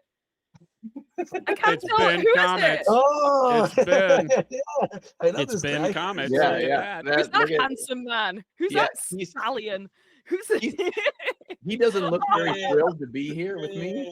Yeah. You know what, Ben, number one, why don't you age is the next question for, But I look everybody really there. cool. It's like all the And John, guys- that's a thumbnail picture right there. It's the Flip paints it, that flip keep it, him forget fresh. Exactly, it's all the dark seed then. Yeah, it's all the dark. It's the brush licking. Oh, stop. Hate that. Stop. We can, that's captured forever on chat now. Are we It's like, are we brush lickers in this family? oh, hush. No. I am. No. Because but guess what happened when I joined Forge World? My Uh-oh. friend, I say that very loosely, went and basically printed out the ingredients of every single one of my favorite paints and ranked them how likely they were to kill me. Oh, Jesus. So and this was in Oh, like that's a good friend. Yeah. he was Yeah. honestly the worst person I've ever met, and I love him very much. And it's like one of the only people I still talk to every single day. So shout out Keith for letting me know I was gonna die really quickly by the so, by that's Jaeger. so hilarious. Just mix a little bit of cadmium in all of your paints, and Heavy Oh, metal. but that's how you fix it. I love when they say I'm Heavy metal. glowing. Just Yeah. literally. It's like me. Yeah. The glistening is just from Yeah, exactly. It's all the reflective paint he used to lick. Yeah, Why my skin so shiny? Zazin in chat says, and this is a great question. This is one that's like, what was the Oh, yeah? last real job each of you had? Now, Louise, that's not fair because everybody already knows her Real last real job job. is- Yeah, I mean, what is like a real job? Yeah. I know, really. Like, well, my last job before I did fun stuff at Games Workshop is I used to work in a toy shop, and I was the manager of the baby department, which means I also cleaned up a lot of poo and sick. Oh no. So, but I also got to work in a toy shop, which was really good fun. Yeah, So, that yeah. sounds more fun than the other part. Wait, the toys that you built threw up? Or- no, the babies. The babies that people would bring in and be like, "Can Oh, I try okay. out?" Yeah, can I that's a try out British this thing. art?" They build like vomiting toys. Vomiting toys, Honestly, projectile It's just vomiting. the vomit. You've never heard of the vomit and sarcasm play Got it. set. Jesus. Got it. And- You pick it up and you squeeze it, thinking it's going to make a nice cooing baby sound, and it just vomits And it's just projectile like, in your face. Ugh, vomiting. That's definitely what I wanted to do. I would today. never have left that job if that was a real thing. Oh, geez. No, it was good. That was the last job I had before I moved to Games Workshop, where I did a lot of things, but all of them very unserious. So that's a good question, actually. Doing unserious things. All right, okay. John, what were you doing before you were having to keep Daryl out of the studio all the time? Yeah, I was a marketing and communications director for a hospital. So yeah, I did. No. Yeah, I did a lot of writing and some video work as well. So Awesome. That's crazy. Awesome. And yeah, Matt.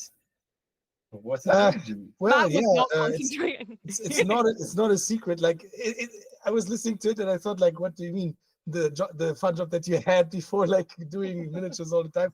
Because I actually He still has a real job. yes, I'm working as an art director actually in game dev. So Mhm.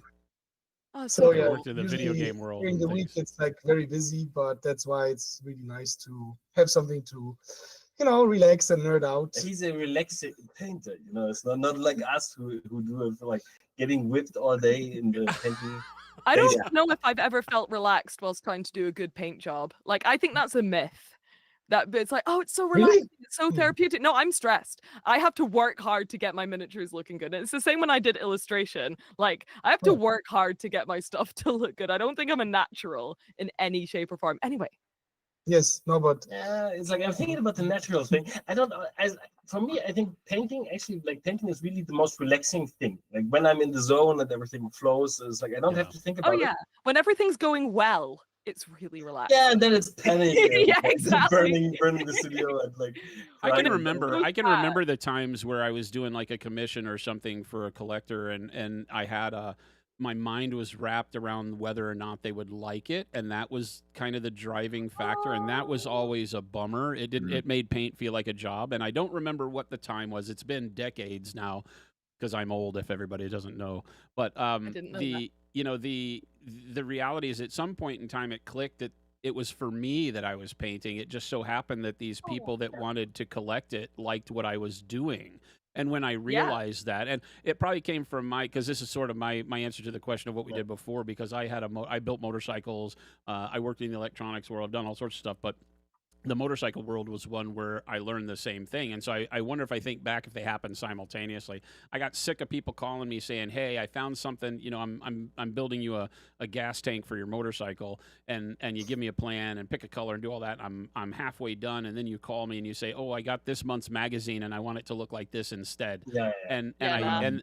And that became frustrating, and it happens to all of us as commissioner artists at some point in time. And I think I stood up for myself and I said, no, this is what we decided, this is what I wanted to do. And I transitioned from a what do you want me to do to what do I want to do, and from then on it became my art became my safe spot. It was literally just a deal where, like Ben says, I go into a hole, and when I'm painting, it can be the only thing that makes me look up from painting is that, oh, I haven't eaten in 2 days. Right? You know, it's like, oh, I should have eaten. I haven't done any. I should have gone to the bathroom. What the heck? You know, because I did so into oh it. my Right? god, I probably should have crazy. used the oh toilet. that Yeah. Like, why am I standing cross-legged at the table?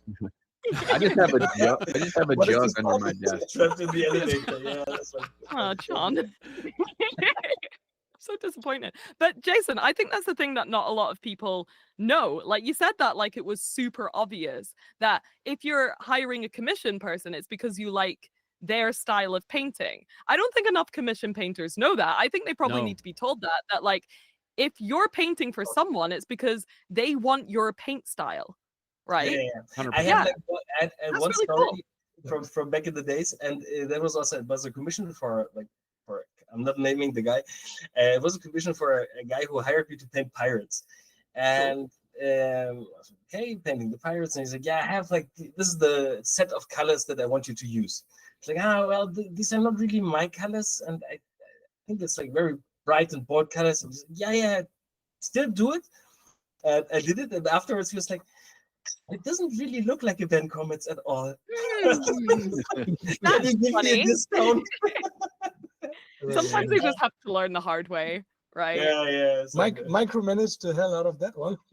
it was quite a thing to memorize. It's like really, if you do something as a commission, like people should want you for what you created before, and like they should just like love what you create. So.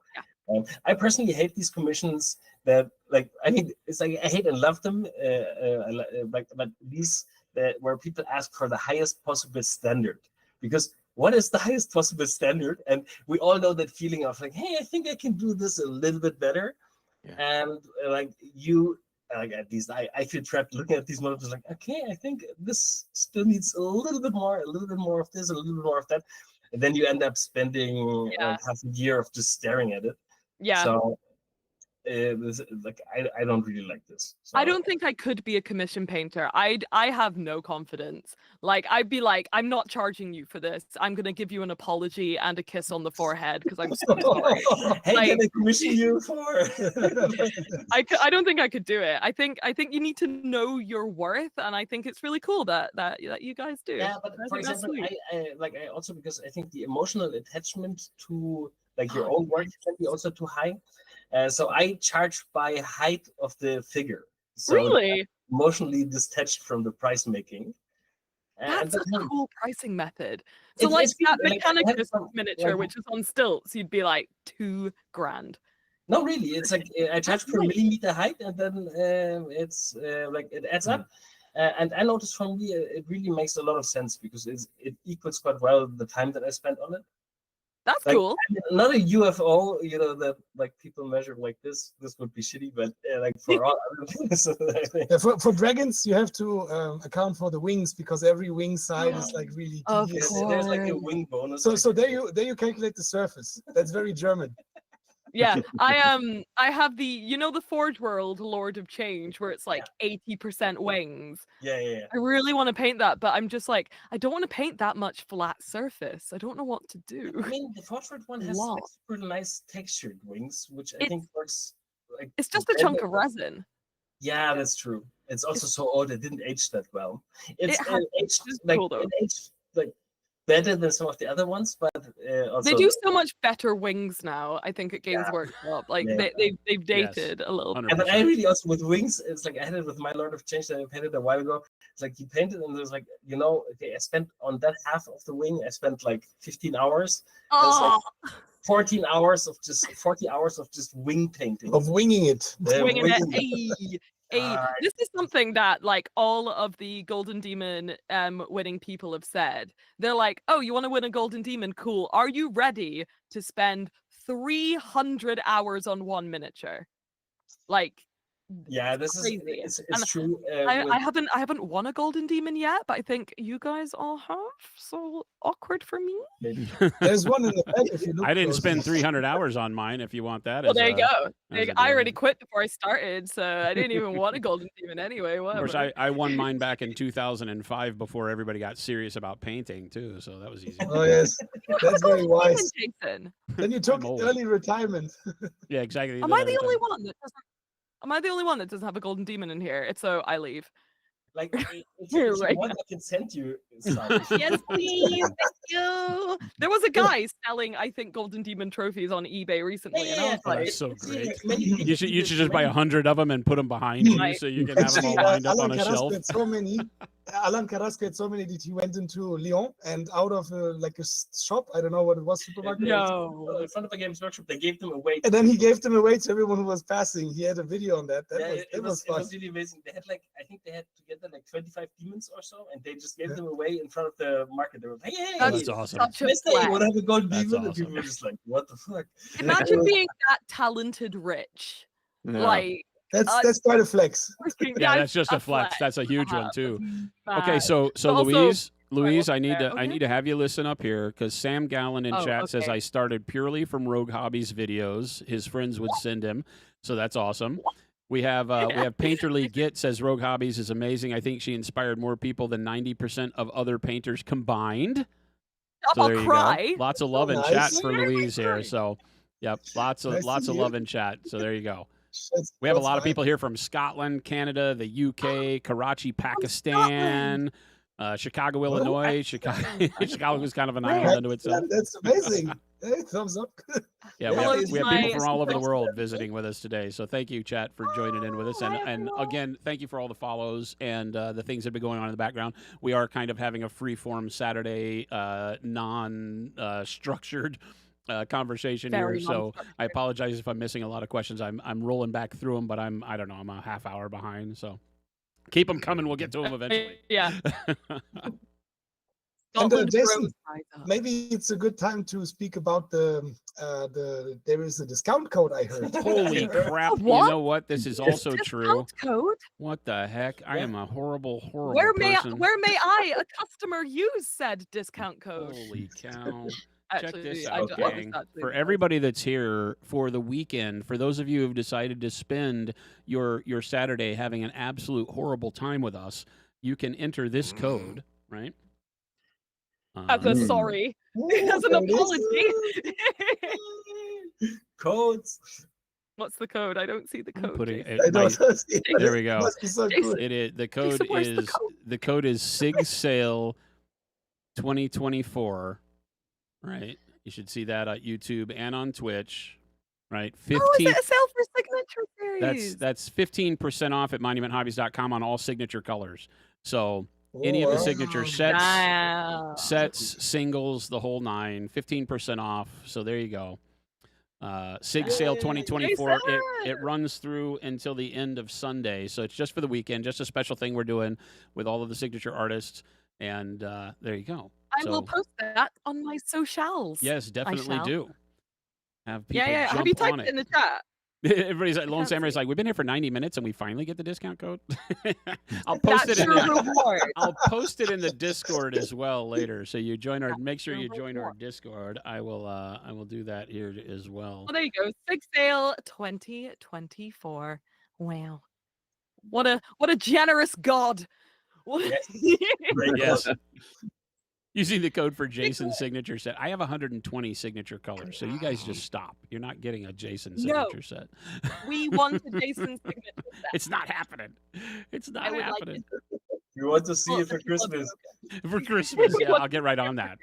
We have 24 new colors hitting at Adepticon, so that's my life right now. So What? Oh, Why does it 24? 24 is the Holy largest amount of colors we have released since the release of the paint 6 years ago. So it's kind of our second coming, if you will, right? It's been 6 years my since we released Procryl on Black Friday of 2018. And in retrospect, that's crazy that it seems like forever, and yet it's only yesterday. And yeah, so at Adepticon, we're releasing 24 new colors. So Do we have any spoilers? Like I've a little shown- hint, a little clue? I've shown a bunch of them on stream. They are all amazing. We've got a lot of grayish tones that lean both Oh, there you blue go, and then. green that are really amazing. We've got some really nice bright colors. We've got a it's almost like a matte version of John's dark magenta. I love. The hue shifts a little bit, and it's fully opaque, so it's a true Procryl color.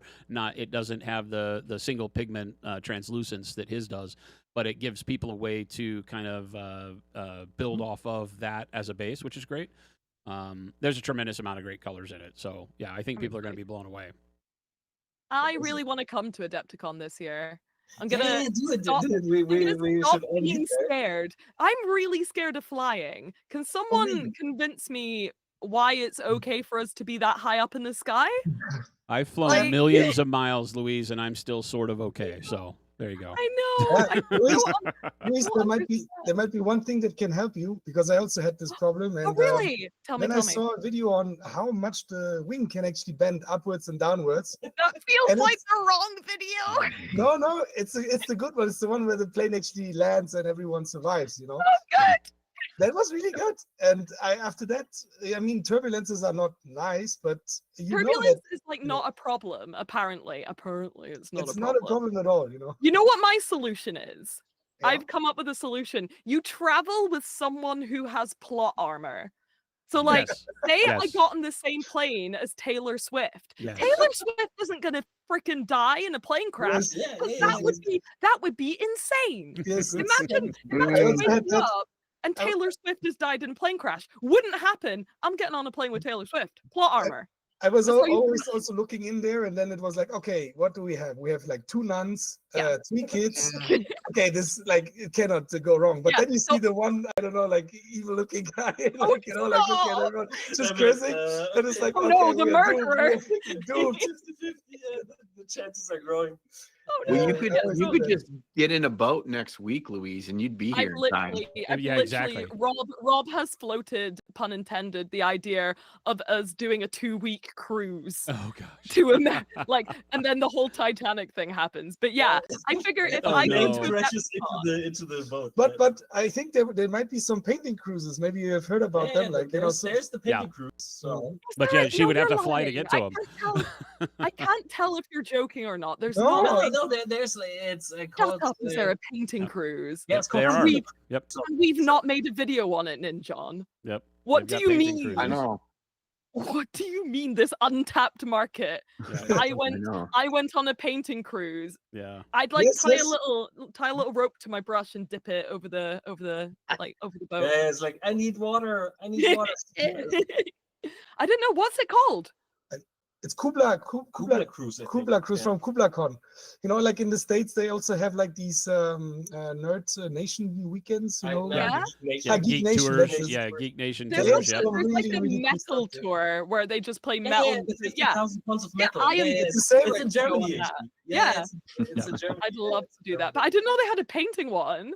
Yeah, I think like it's so funny because I think Oh, weird. metalheads and miniature painters are the only persons who share tiled tables. It's a circle. The Venn diagram is a circle of people that enjoy metal and Yeah. people. I was unironically listening to Disturbed today, and I don't care who knows it. Ironically. Don't you give me that face, Ninja. Shut up. Shut up. David Raymond's cover of Sound of Silence breaks hearts. Wow. This is also true. It's one of the greatest covers ever. Don't you? I'll give you Don't that. you?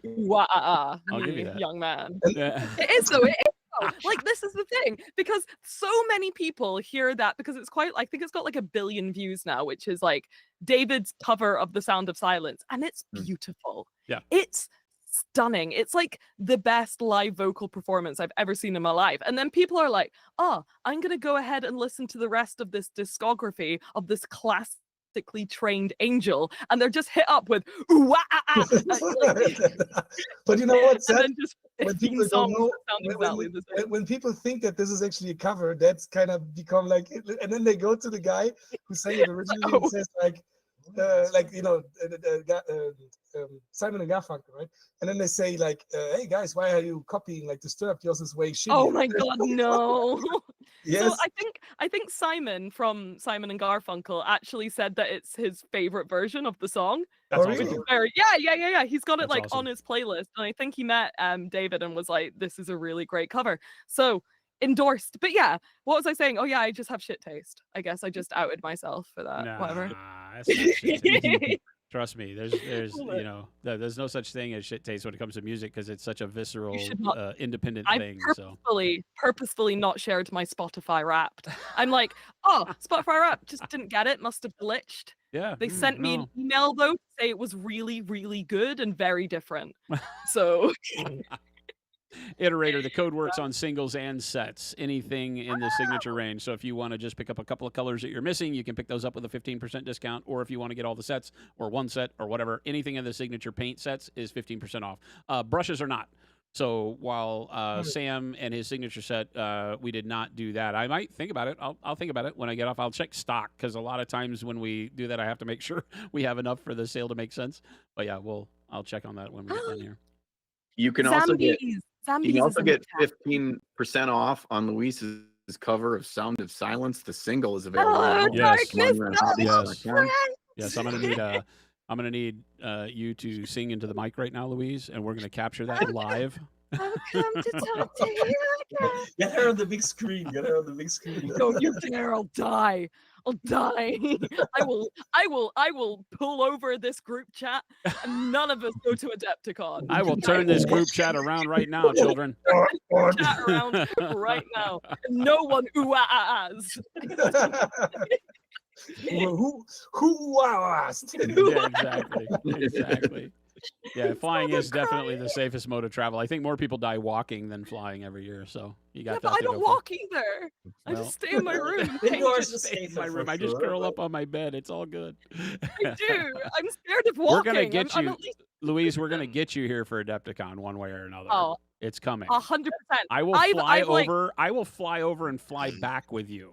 I will hold your I hand. honestly, I'm going. I'm 100% going. Like, I was so sad I missed it last year because, like, Jason invited me over, which was very nice. I was so excited, but I just, like, chickened out at the last minute, and I'm sick of being a chicken. Sick of it. I gotta live my life, man. Like, if I die in a plane, that's kind of cool anyway. Yes. Like, because I can do something really funny, and I can be like, oh, I can record a video which is like, oh, who dies in a plane? Only nerds. And then if that's the last thing I put out, that's actually hilarious and well worth doing. Yeah, you have Right? you have to schedule the video to go live Yeah, like the day after your flight. totally. So then that's how you if I do do die, it's the funniest shit that's ever happened on the internet. And that's all I care about. Where it's just like, who dies in a plane? And then it just hard cuts to like Louisa's died. Louisa's died in the Yeah. Have you So ever like been- actually worth it. have you ever Zambies, what's been in going the on, girl? States? Oh yeah. Oh, Zambies. Yeah, we love Zambies. Hi, Zambies is friend. in chat. Hello, Zam. Yeah, I literally went to America last went? year, like not long before Jason invited me to Oh, Epcot. no. But guess who like cried and pissed the entire way? Me. Like, there's such a funny that I will never share before and after picture of me getting on the flight where before I'm like doing this like hard squat pose and like throwing up some gang sign, like being so confident. And then after it just looks like I've been dragged through a bush and my face is just beat. Like my eyes, you know those goldfish that have like the massive puffy eyes? I just look like that and I'm just trying to smile and do a thumbs up, but I absolutely look like I've been drowned in my own tears. Oh no. So I'm trying to get a little bit mentally more stable than that, Louise. I Oh, we think got the, it. you know, like going to AdventureCon for the first time was really cool because you can see actually what scope, you know, our little niche hobby, as Jason said before, really has. And then you see like 30,000 people, like nerds, crammed into these halls, and it really was an eye opener for me when I was there first time. I've always wanted to go, but like It's we tremendous. say little niche hobby now, but it's getting like Warhammer by itself is getting so popular. Huge. Like huge.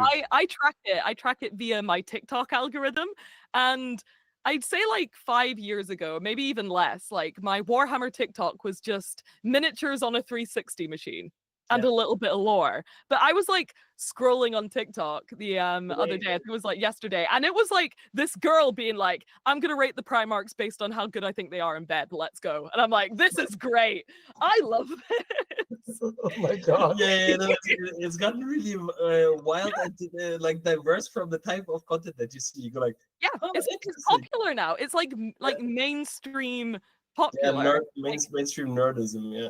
If the lassies are making TikToks about it, you know it's good. Like, but yeah, it's I don't know if it's because of Space Marine 2, but I think recently it's just gone swim like massively up. And I like to think it might be because Space Marine 2, because Space Marine 2 was very good. I liked it a lot. Mhm. Have you guys played it?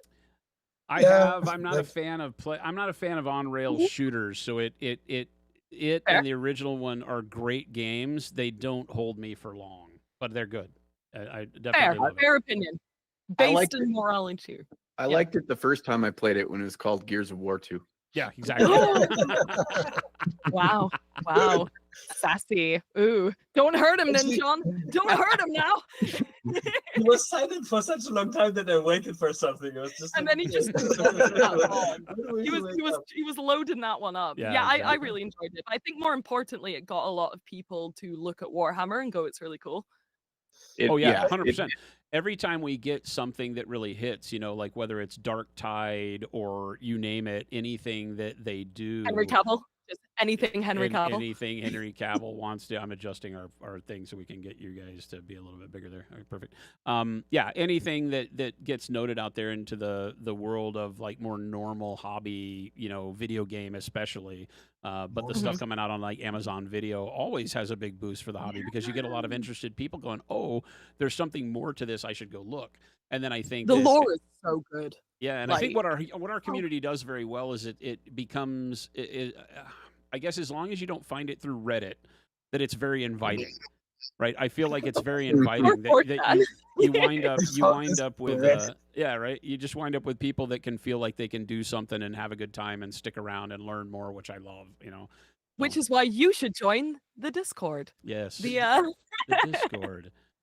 the Monument Hobbies. Iterator has a question for Ninja. John, he says, for Monument Sale that's going on, right, with code SIGSALE 2024, by the way, only 3 of the sets I don't have completely, which is yours, the Ninja set, Vince's, and Flamion's. Which should I buy? So that's a total loaded question. You're asking John if you should buy John's set? Wait a minute. Yeah, I would vote for yourself. I would say what you do. Here's the trick. You sell Matt's and Ben's, and you use that money to buy all 3 that you're missing. Oh, so How smart. dare you? That's illegal. Wow. Got him. Got him. Got him. That's Got a him. lie. That's a nicht. He's not changing his answer. I'm waiting for He's committed. He will not. No, that's No, that's the answer. On the resale market. Damn. Mhm. Okay, great. I like Flameons. Yeah, it's a That's my tough one. favorite one. That's a tough Is one. a tough Thank I you don't for know the who's my follows. favorite ever is. Oh yeah, I thanks. For me, the everyone. Flameon set was actually the most confusing, because I thought, like, man, you do a signature set and you basically just put a lot of beiges and browns in there, It's a flex. and I was like, why do you do that? And having it makes so much sense. Like the tones are beautiful, and you can do so much more than just like a cold non-metal with it. So I think that's really beautiful, but it also depends on how much paints do you have at home, how many do you need, and All of what them. like also all of them. Yeah. Yes. No, but I think really it's like it also depends so much on what kind of word you want to create. So like in different colors for different words. For sure. Avian, I think Avian says, hey, why did we just release the promo code after you place your order? Avian, you can always contact us. You know people. You are a friend to the channel. If you contact us in Aw. support, we will take care of you. We got wonderful you. customer We got service. you. Absolutely free. I hate You are sales. good, You know, it's Jason. one of You the are reasons. good. It's Yeah. one of the reasons Monument doesn't like sales.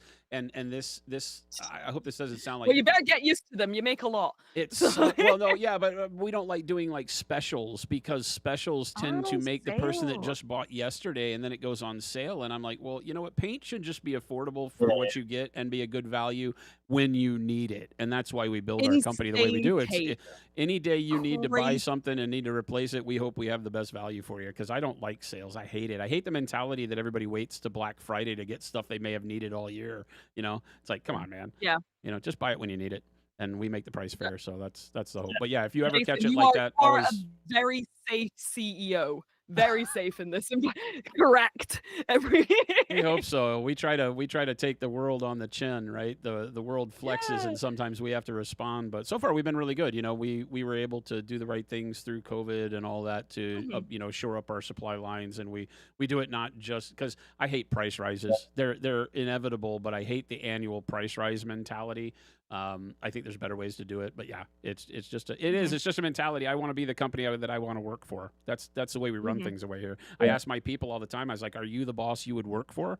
You know, because if you're not the person you would commit to working for in your career, then we need to find a way to give you the tools to be that person. Because no matter if you're the person sweeping the floors or running the show, you should always be the person you want to work for, and that's key to everybody's thinking around Monument. So it's cool.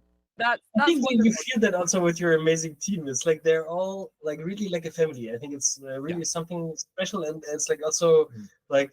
but in a non-toxic way. Yeah, You're like a family that you can never Now I leave. drive home in my Ferrari. You know, it's like. Right. It's like the non-toxic family. But Jason, I've got also a question, because it's something that you don't see usually. Do you have something like Pizza Fridays, or like what do you do with the team? Like, do you go out with them and go Important question. bowling or something, or? Yeah, so that's a great question, right? Number one, we do profit sharing. One of our goals is to eventually be an employee-owned company, and so as we find our way through the legality and all the nonsense behind that, because the corporate world makes that a difficult proposition, but that's one of our goals here is to have all of the people who do the hard work to make the company what it is have equity in the company, and so we started with profit sharing. So everybody here that lasts past their 60-day initial review gets profit sharing. So that's where it starts. We offer we've got snack cabinets, drink closets, and all of the food for breakfast and lunch that people are able and to feed themselves from the stock for free that we keep on here. It's not sushi. It's not Google. We don't have we don't have like a person that comes in and gives back rubs and massages to everybody during the course of Do the you day. need someone? But we do we need a masseuse? It depends on if you'll work for pizza and Pro Grill. We got you. I will work for much less. There we go. Like, But yeah, so I mean, we like to make sure our biggest thing when we started this, Jen and I sat down and said we wanted to make sure that this was a place. We understand work's not always where you want to be, but we want to make sure that work doesn't add to any of the pressures of your life. I think is the best way for us to say it.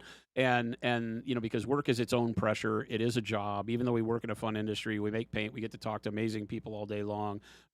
For most part, people love us and our brand, and that makes it easier too. But it is a job. You got to come here. You got to do hard work. Sometimes you got to bust your knuckles. We have a whole crew here today on a Saturday. We don't work Saturdays because our Black Friday sales are backed up and shipping's very slow. So they're here helping us out by getting boxes out the door. So that's great. So, but yeah, we do lunches. We have a monthly lunch where we bring in lunch. We do our quarterly review where we go off site and we play games. We have Friday game night where we'll bring in pizza for people that want to stay and play games and nerd out. And yeah, we try to keep it light and things like that. It gets tougher and tougher as you grow because like right now we've just evolved into a second location. So our production and our warehousing is moving into a second location. And so one of the biggest concerns we have as we go through our 2025 planning is how do we maintain our company culture with our crew split into two locations. So it is out of the top 5. Every year we go through and we do 5 to 7 what we call rocks. They're like the company's biggest focuses. And one of them is to maintain our culture across multiple locations until we can get to a point where we can get one larger facility again where we can put everybody back together. And that's just a growing pain thing. That's something where we've sat down with the team and said, hey, we really hate this, but we can't find a building big enough that we can afford that we can put all of us in the same spot. So what we think we need to do is this, and resoundingly everybody was down for it because they know the company is going to be trying to get us back to where we are right now. Because there are people in production that love to hang out and have lunch with people from fulfillment and marketing, and they play games. And so I hate the idea that now those people are like, they're losing contact with friends. Yeah. So on that one, we're going to have a weekly lunch. To Matt's point, we'll have a weekly lunch where on Fridays, the production crew drives back to HQ or HQ crew goes to production building. It's about 4 miles away, so it's not very far. And we'll all go eat together, and that'll be paid for by the company so that it doesn't take from people's time. It doesn't feel, we don't ever want to make things feel forced, like you got to spend gas and money to do this thing. So yeah, it changes all the time because we tend to look at our environment as agile as the world makes it, and we change with it so that everybody knows that we're paying attention. So it's good. That's very, I'm gonna say, based, Jason. Hopefully, yeah, hopefully. I appreciate that. It's very, very cool of you. Like, there's so many companies that like perhaps don't do that. Like, I am now the CEO of my own company. Mhm. I don't know what to do to make things fun. Yeah. I don't know. think myself good. Yeah. Yeah, what are you Like, doing? You're the I worst hope boss. everyone's having a good time. I Yeah. can't provide benefits, but like it's very. I hope I'm a nice boss, but like I'm technically like the boss, but all the people I work with actually know what they're doing. I just sometimes paint miniatures, and they're like, "Louise, do you know what taxes are?" And I'm like, "Absolutely not. Please help me." Luis, Please.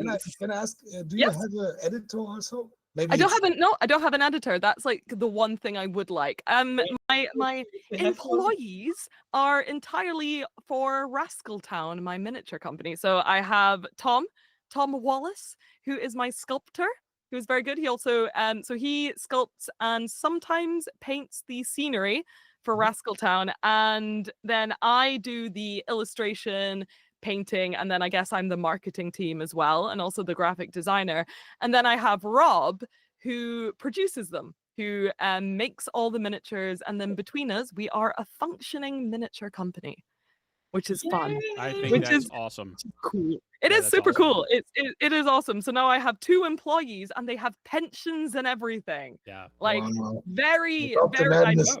I know, Well, right? and I've had And we're the going for our, pleasure like, of dealing with all dinner. 3 of you through either Aren't they email or sweethearts? conversation with Rob and everything. And I have to say, you have a great team around you, Louise, because those guys. They're would- my favorite people. Well, those guys will jump on a grenade for you, and that's the kind of thing that They shows. sometimes have to. They have to. Trust me, I know.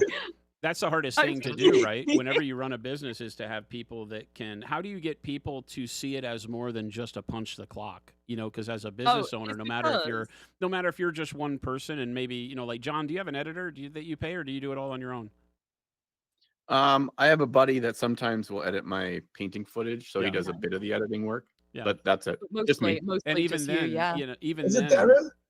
Crazy. Just kidding. but is it Daryl? The Yeah, but yeah. even then, it's almost Daryl's not paid. harder. It's almost harder when it's a person that that has to do it almost like contract work, right? That it's only timely here and there because the pressure's always on. Like, hey, I need it, and they're not around. They're on vacation, whatever. Because there's a different commitment level, and so all of it's hard. It doesn't matter how small or large you are. And I think for us, the thing has been our growth has been unprecedented, and we don't even know how to manage it. It's like, every day is the first time I've ever done this, and as we grow, it's maintaining that focus on people and culture here. That's very cool of you. That's extremely cool of So- you, because I think that does get lost on a lot of people. Oh, yeah. So it's really, like, I saw a comment in the comment section that says, "You truly are the monument of the hobby." Oh, And I quite geez. like Oh, geez, thank you. Thank you. Yeah, it's But I tough. quite like that. It's tough, but it is. Wow. It's so important to us. I mean, Jen and I don't Sure. have kids, so for us, we talk about it a lot of times as in, it is the family you hire, and it's keeping the right people in and the wrong people out is still a very real thing when you run a business, no matter what you're doing. And then when you have the right people, figuring out how to keep them the right people, both from their side, because it's a 50-50 thing. They have to want to commit. Make You them have to want to happy commit so to they them. want to be their best person. You Yeah. got it. Yeah, you got it. It's funny because early on we were like, so we work 8 to 4 and we pay you for lunch. So you really only work 7 hours, which means you got to do a lot in 7 hours, but we want you to leave so you Yeah. don't have to fight traffic. You get home, you get time to clear your head. You don't wind up, spending 2 hours in Phoenix traffic because this city is a nightmare.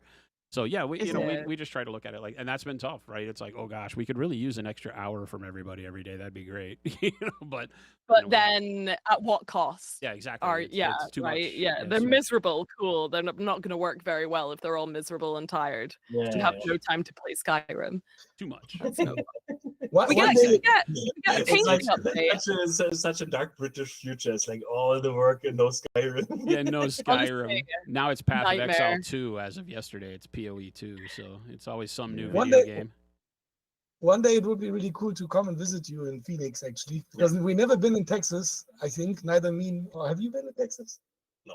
No. No, You have I've been? been with Michael. Yes. No, wait. We went to the game stay in Memphis and then did a trip with the car. To Texas? Yeah. That's one hell of a trip. No, that's not true. Was it? No, we stopped in Houston. Ah. And then we spent the day in Houston. That was so stupid. He was wearing a cowboy hat. That's why I was confused. No? That's love not being in Ugin. Texas. Ugin Chat has been here, and he says their break room is dope AF. He says super chill atmosphere for the amount of work they are doing. If you've been to this building and you think it's cool, we love you because our building is a nightmare. Our building is people will come here and we'll still give them a tour, but it's a nightmare because we're like tripping over paint. We're about 10,000 square feet too small because it's just all exploded so quickly. It's crazy. X says I can only buy your paint so hard. Yeah, it's funny because Harder. in our industry there are things going on right now that make you realize that we are still an industry of corporations trying to do corporate stuff sometimes, and we've gotten a lot of contact over the last week saying, from people that have, I guess rightfully so, been like, hey, how do you treat your employees? Because I want to make sure I feel good continually wondering. buying from you. And I'm like, where is this coming from? And then somebody else sends me, another thing, and I'm like, oh, I get it now. And yeah, it's something where we never think about it because people here, they fit. We have a bunch of nerds. not all. It's funny because not everybody here came from the miniature world background, Yeah. but all of them are into whether it's anime or playing video games. We've got a guy who makes video games in his spare time. D&D. You name it. We all have something we can sit around and nerd out about. Whether it's everybody's buying the new Magic, box. John, that'll resonate with John.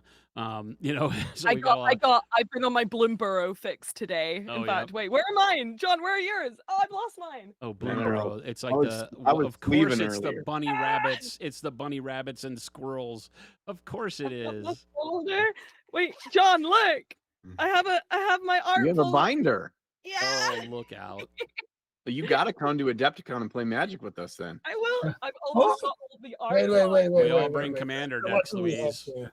We all bring commander decks, and hell, Oh, you're John looking even at brings my- enough to Is draft. that Magic the Yeah. Gathering? John also had some Magic the Gathering cards there, right? Look at how Yeah. beautiful they are. Yeah, I have What a do you- whole. what's your I'm building poison? a deck.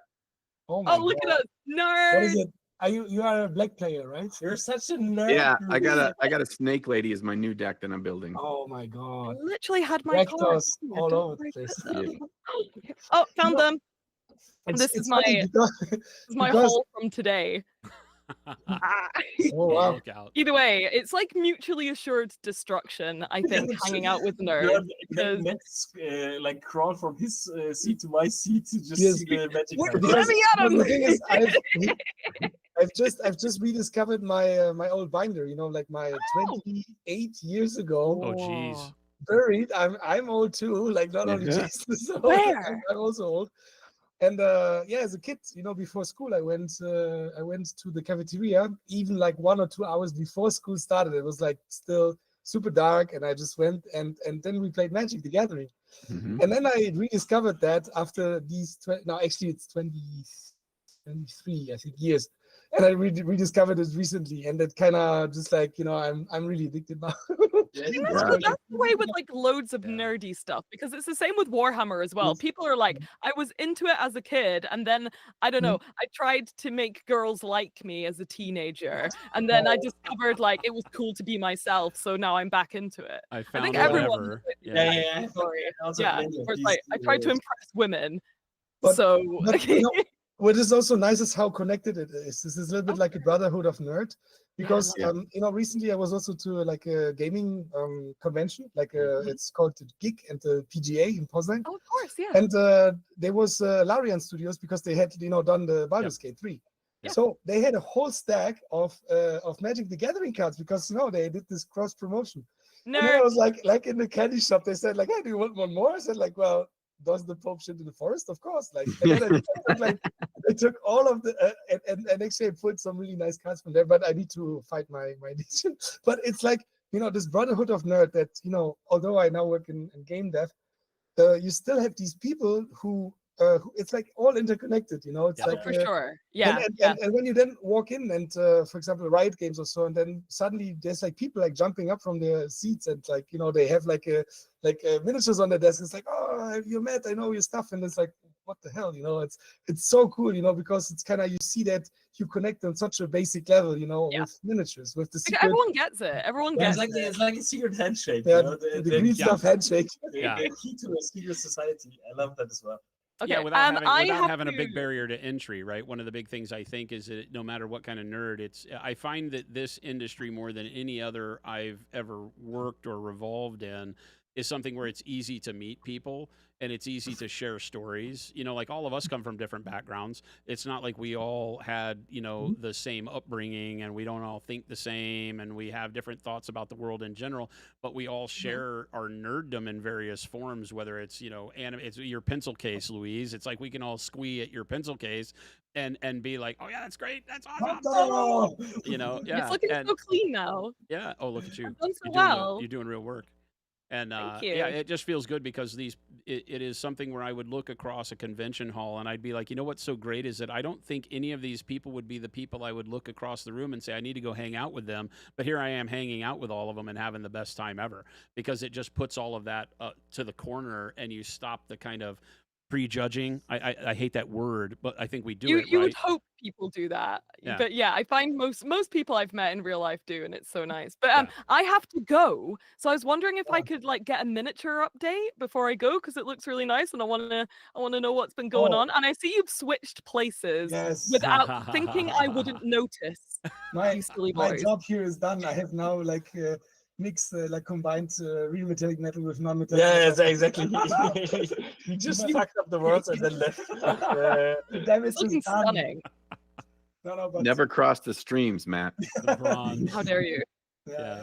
I think sometimes it's kind of cool because the non-metal armor could also be like more, I don't know, like this. Like a varnished surface. Or Yeah, or like Yeah. it could be. And I think I kind of like real metal. I mean, I'm a metal It's guy. the non-metallic's so good that my stupid eyes can't tell the difference. So for me, I'm like cool. But yeah, great. Anyway, yeah, I need to pop off because Yes. it's like 9 o'clock at night, and I am playing video games tonight. Louise, Oh, thank you so much for It was, joining us. you so it much. was fantastic that, It's that been you so actually shared. fun. Yeah, Pardon? it was really amazing. It was like hanging out with friends. Literally, I was like to because like I said, I'm soft relaunching, getting back into streaming because I've Awesome. not done it in so long. So I was like, oh, I'm a little bit nervous. That's my impression of me. Oh, I'm only gonna be on for I don't know why I'm a Southern belle, but yeah, I was like, oh, I'll only stay on for like half an hour, but it's been so fun. I You've stayed for killed so it. long. Yeah, you've killed it. Oh, Thanks well, so much for you- coming on with you us. killed it. Appreciate it. And hi, bye everyone. I love you very much, Bye. and I will see Bye. everyone Say bye. Much soon. love, Louise. We'll see you later. See you in March. Bye. Oh, now it got Bigger. it got cozy, huh? Ah. Yeah, that's the thing. Well, it would be even a record for Ben to paint all of this in one stream. So I think we just, I mean, we can judge it, but no, but one thing that I've also written on my little sheet here, because I have a cheat sheet, of course, not to forget about anything. Let's see, we had the special guest, we had the discount code, we had the where are you tuning from? He's so German. Yeah, it's very true. We have to make sure that. Oh yeah, right, the newsletter, Jason. What about it?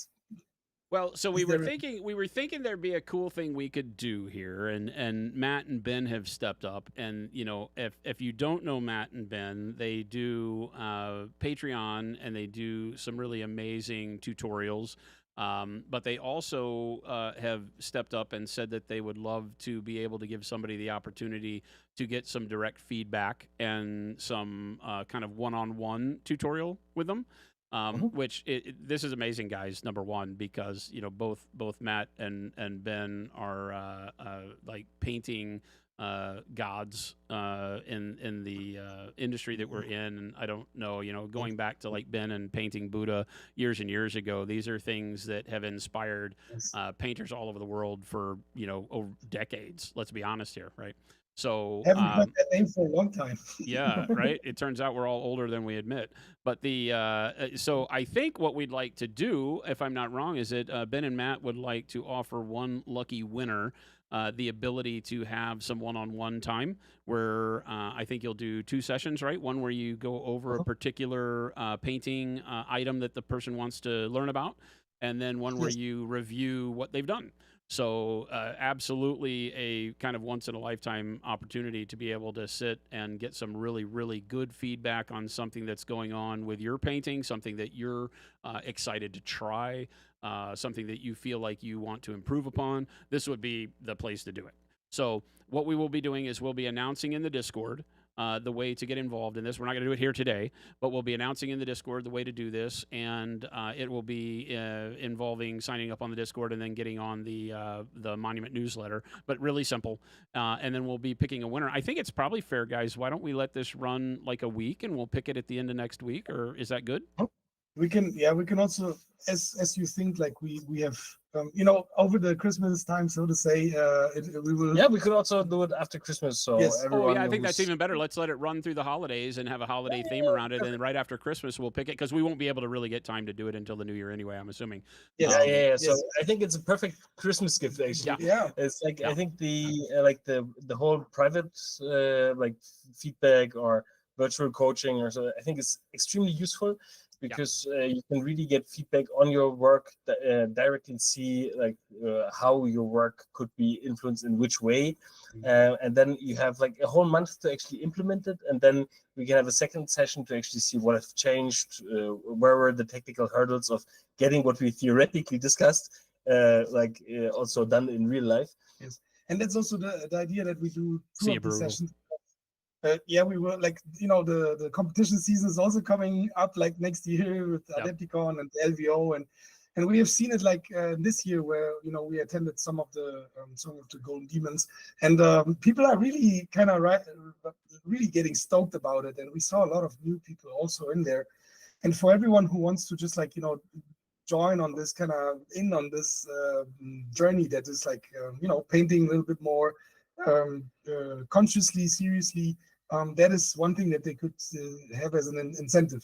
Yep. That we could analyze one of their projects, and then tell them a little bit about like how we would approach it, some suggestions, and then there would also be a time when they can work on it, and then we can get back to it, and then they can share with us, what process they what problems they ran into. I also really think like some of the online coachings are actually almost even a bit more useful than a real life workshop, because you have more time to digest the information. Because sometimes when you go to a painting class, you get so hammered with so many informations that you can hardly memorize half of it afterwards. And that's if you're already a good painter. I think Right. otherwise it can get really hard with like an information overflow. And these like private sessions are really like quite a bit better to digest actually. Agreed. Yeah, it's sometimes tough, and the one-on-ones allow you the opportunity to not only focus on something that you're interested in, rather than trying to just get the nuggets of value out of a larger, class plan, so to speak. It can really feel personal. So I think I'm super stoked on it. Yeah, I'm definitely entering because I need help on my demon piece, guys. For Ninja, we do an exception and just like do a little super secret probably session. They Yeah, just just- they,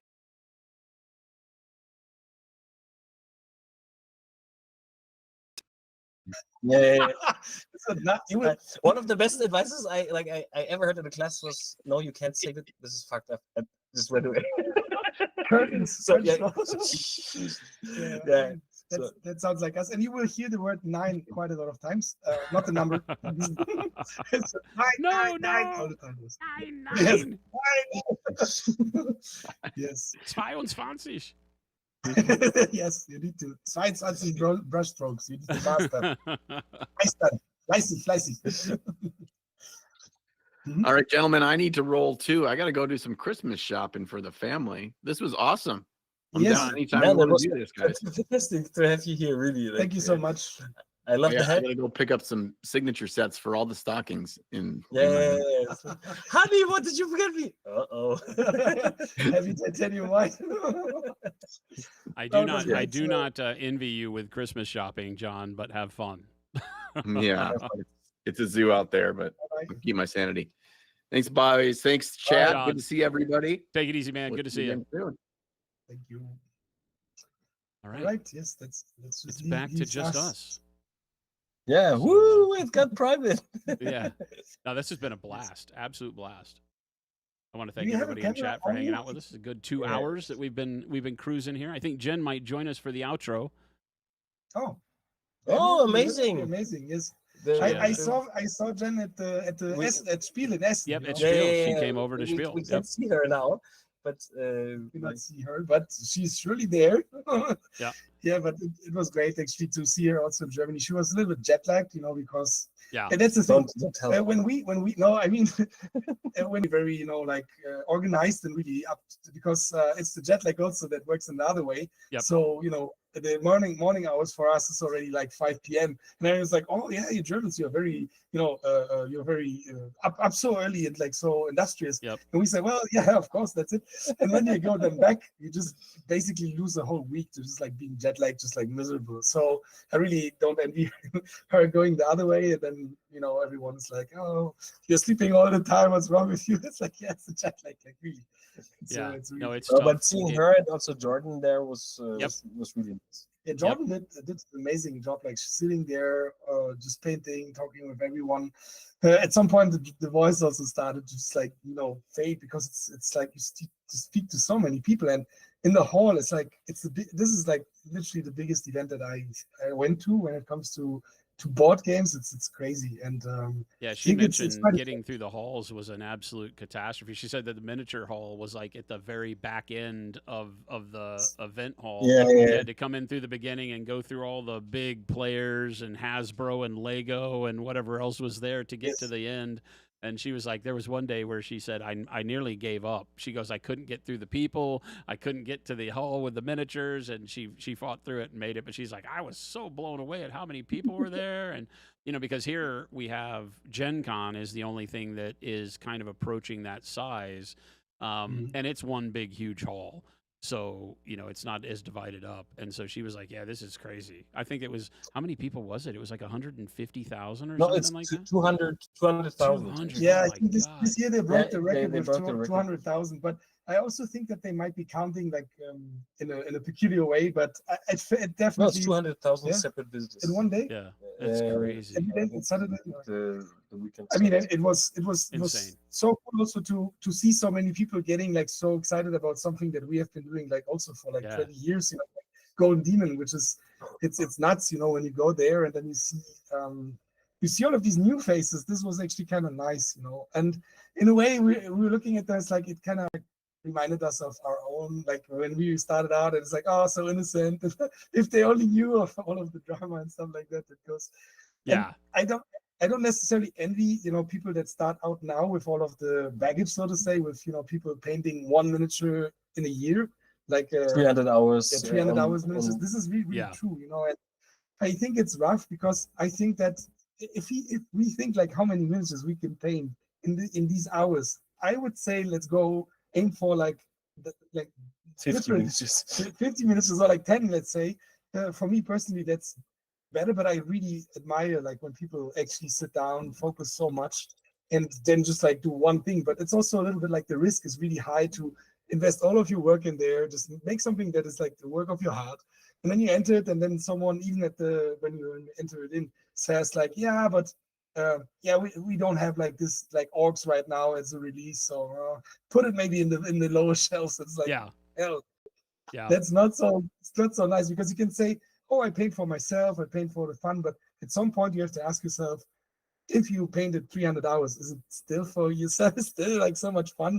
I don't know. Well, I think It's- you're investing, right? And everybody wants a return on their investment. And for some people, the return is the job being done. For some people, the return is selling it to the collector. For some people, the return is the hope of a trophy at the contest. And I think that the thing that really gets me with competition painting is, and more competitions are getting better at allowing you the opportunity to talk to the judges afterwards to get feedback. But for so long, like Golden Demon doesn't do that. Golden Demon is one of the highest, I want to say prestige. I don't know that that's the case, but for most people's journey, getting a Golden Demon is how they relate to winning. Like if I get a Golden Demon, I've won. And the problem is that competition doesn't allow you the opportunity to find out why you didn't win.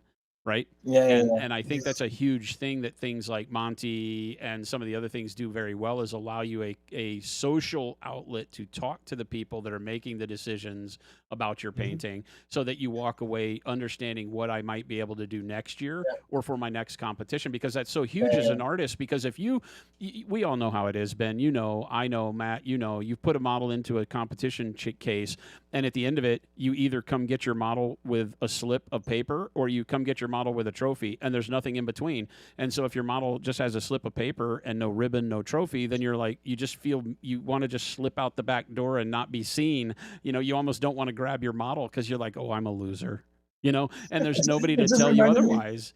And you just spent 300 hours. Yeah. So hi, Jen. Jen's here. Hi. Oh, Hey, Jen. Hello, we cannot see you, but we Oh. can feel you. I We can can see you feel your guys. energy in the presence in the room. Good to see you. Hello. We do not see you. Keep talking. I'll turn your mic up. Okay. How are you doing? I'm doing Did you great. watch- Super did you- busy. Did you pack packages and get them out of the door? I was not doing that. I was just here with the crew that was, but I've had plenty of other things to Okay. do today.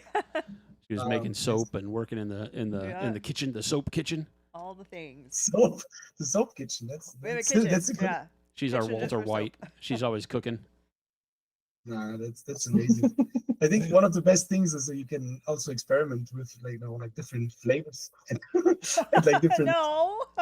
No, okay. I told you Flavors not to is say the right flavor word. when You she literally got said- here. You literally said kitchen. It's now confirmed. You can't- Damn you, Matt.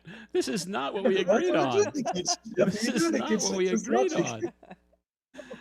on. They were talking about how No, great it no, was I to didn't see say you over at Spiel, and it got us into a conversation about Golden Demon and all the stuff associated with these big conventions that are now traditionally more board game and other gaming world oriented, but are now miniatures having it be a focus. It's not just two booths shoved into a back corner. It's a whole hall. It's gaining steam. was a More and big more room. attendees are asking for it. I think this PAX is PAX also Unplugged really- is happening this weekend, and PAX Unplugged was kind of the way for the video game world to have things that ventured into board gaming, and now PAX Unplugged has a lot of miniature companies there. Unfortunately, we're not, but we will be eventually. But it's a big thing where more and more people are asking us, how come you're not at PAX Unplugged? And I'm like, there's so many of these Yeah, I conventions think that it's pack so the great to halls. see like how our world is expanding, like how we're reaching into other hobbies as well, and also like how just our world like within its own borders is growing. And like if you just look at the Adepticon, for example, like the first time Matt and me went is like I don't know 10 years ago or so, and like also Crystal Brush was basically it was 3 different tablecloth and self-built showcases, and it turned out to like a huge event with like thousands of people going, hundreds of people attending. Yep. And now it's also like how the whole world of the different fair stands or so, like how that developed. It's so crazy. Yeah. Like Matt and me both used to be architects in the real previous life. in the previous life, and just seeing there also the development of like both style, design, layout, size of just sheer Yeah. booth size and what people come up with. Yeah. That's fantastic to see. Yeah, I think this professionalization, so to say, that in general, but I think it's just a big opportunity, like chance for us also to expand into other ways. I have just been watching, Arcane, for example, in the last week, and I cannot stop like raving about it because all that we see there, and I know that for a fact because I also work on games, is that all of these hand-painted things, they have some real value also in other fields, like in digital texturing that looks painted. Also, was very lucky to work at the CD Projekt Red at some point and texturing stuff by hand for on Gwent on like characters. And it was so cool to see that what you have done for like 20 years is actually has some benefit in a completely different genre, so to say. But like some people would say, I don't know if you can do it. No, it's exactly the same thing, just with layers, undo button, and it was so cool to see that. And I really hope that, as we also said, like with the Space Marine, that more people also see, oh, okay, these worlds actually are really exciting and cool. So they come in there, and then they like I got a lot of requests from people who work actually to say like that have nothing to do with miniatures. They said, "Oh yeah, have you seen Space Marine? It looks really dope. So when are we gonna paint miniatures together next time?" And it's like, what the hell? That's so cool. Like these guys. I think it's important. First, I have to say that Bug King says Jen's here, so Jason can go home now, which I'm not appreciating. But thanks, Bug. Jeez. The thing that I've hit on a lot of times that I think you're mentioning too, Matt, is that we've in the past you had to have a love, and I don't want to just limit it to a love. You had to have the ability as a painter to create the world in your head for the miniature that was in your hand. Does that make sense? Because there weren't a whole lot of expansive worlds that created miniatures. There was Dungeons and Dragons, right? There was BattleTech early on. Citadel was making Dungeons and Dragons miniatures when they came out with their first Chaos stuff, and then of course into Space Marine and Rogue Trader. And they built a world. And what Citadel's really been riding the wave of is that they created a fantasy world in both sci-fi and fantasy that allows the person to have an emotional involvement, and then the miniatures are what tie you to that emotional involvement almost, right? And whether you come to it for the miniature first, the physical side, and then you learn about the world, or whether you were, excited about the lore and then the miniatures came, right? Mhm. And Yes. now I think what's great is that so many worlds. Somebody mentioned in chat here that they bought so many board games. Zazin says I bought a bunch of board games just because they had cool minis. Well, that world of storytelling in board games and RPGs and video games is something where you can find an emotional attachment fairly quickly because it's more story based and the visual storytelling that goes along with it works. And then you find out there's a miniature for it, and all of a sudden now you're taken down this path to where you are now able to get excited about it without having to be a painter first, without having Yes. to be a full creative first. Because when I was growing up, all the people that painted were the people like us that were just crazy. They created stories in their head all the time. They could sit there by themselves and for 20 hours write a book in their head and never be able to tell you anything that you could understand about what they were thinking because it was all so crazy. And nowadays, all that Yeah. stuff is actually already selling, and they're tying miniatures to it. So I love it. We talk about it all the time. I think it's great that you can find anything you like in the world of miniature nowadays. Just go on My Mini Yes. Factor and type whatever you want, and you'll find a Yeah, miniature for it. you will You will find You'll find find a it miniature and for more. it, and then you can be painting some- immediately. And whether you're good, bad, whether you care, it doesn't matter. It's you can be having fun, experiencing that hobby of going away into this creative genre where you feel an attachment to the thing in your hand, which I think is great. Yes, and the physicality of it, because that was one thing that was kind of missing from the people that work digitally. When we also went and did like workshops with big, big companies also that Mhm. work mostly digital. They have like digital artists. They thought they were like blown away by the fact that they could actually touch, or like they had something like a piece of reality that they could then put on the shelf, on the Yeah. other day and look at it. Because at the end of the day, they also put like hundreds of hours into their work, Oh, into yeah. the texture or whatever. And at the end of the day, it's just Virtual, bytes. yeah. It's just like zeros and ones. It's like kind of digital. And then also like seeing like some of the sculptors never having done anything like only having sculpted stuff digitally, never saw like the digital print in their hand. Yeah. Like this is another thing, that became possible. We've And I worked with think a it's- lot of video game sculptors that we've had to coach through the fact that they get excited How about being to able see to see it in physical, but that transition's very difficult because in the digital world you can sculpt anything. It can have little wispy antennas, it can have 8-foot long spikes, it can have all this detail that's really crazy, and then you make that into an STL and try to print it, and your life falls apart. It's like, oh yeah, that doesn't work. There's a reason why the haft of the axe is much bigger on a heroic scale miniature than you really want it to be, because otherwise it doesn't work. It breaks, it falls apart. So yeah, but watching people's faces as they go from, oh my god, I've made all these amazing video game characters and now I get to hold it in my hand. That's awesome. Yes. And you said also one thing about the story. Everything that people care about is actually about the story. And Yeah. like everything that raises our interest, I think, if it's like a building or if it's a car also, or if it's a miniature, you kind of sell the emotions with it. the emotion with it, but also the story. Like, why do people, prefer, for example, a Ferrari?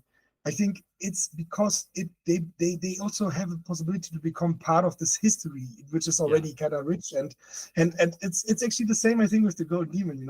It's a brand, and it's a way of people to become a little part of the brand's history history. Yeah. of Games 100%. Workshop, and Yeah. something that is around for nearly 40 years. And I think this is the interesting thing about it. Actually, it's all about the story. We have always been telling stories, and the way we tell it, like this is the thing where we find how to express this like way. But it's about telling stories. Whatever we do, whatever we create.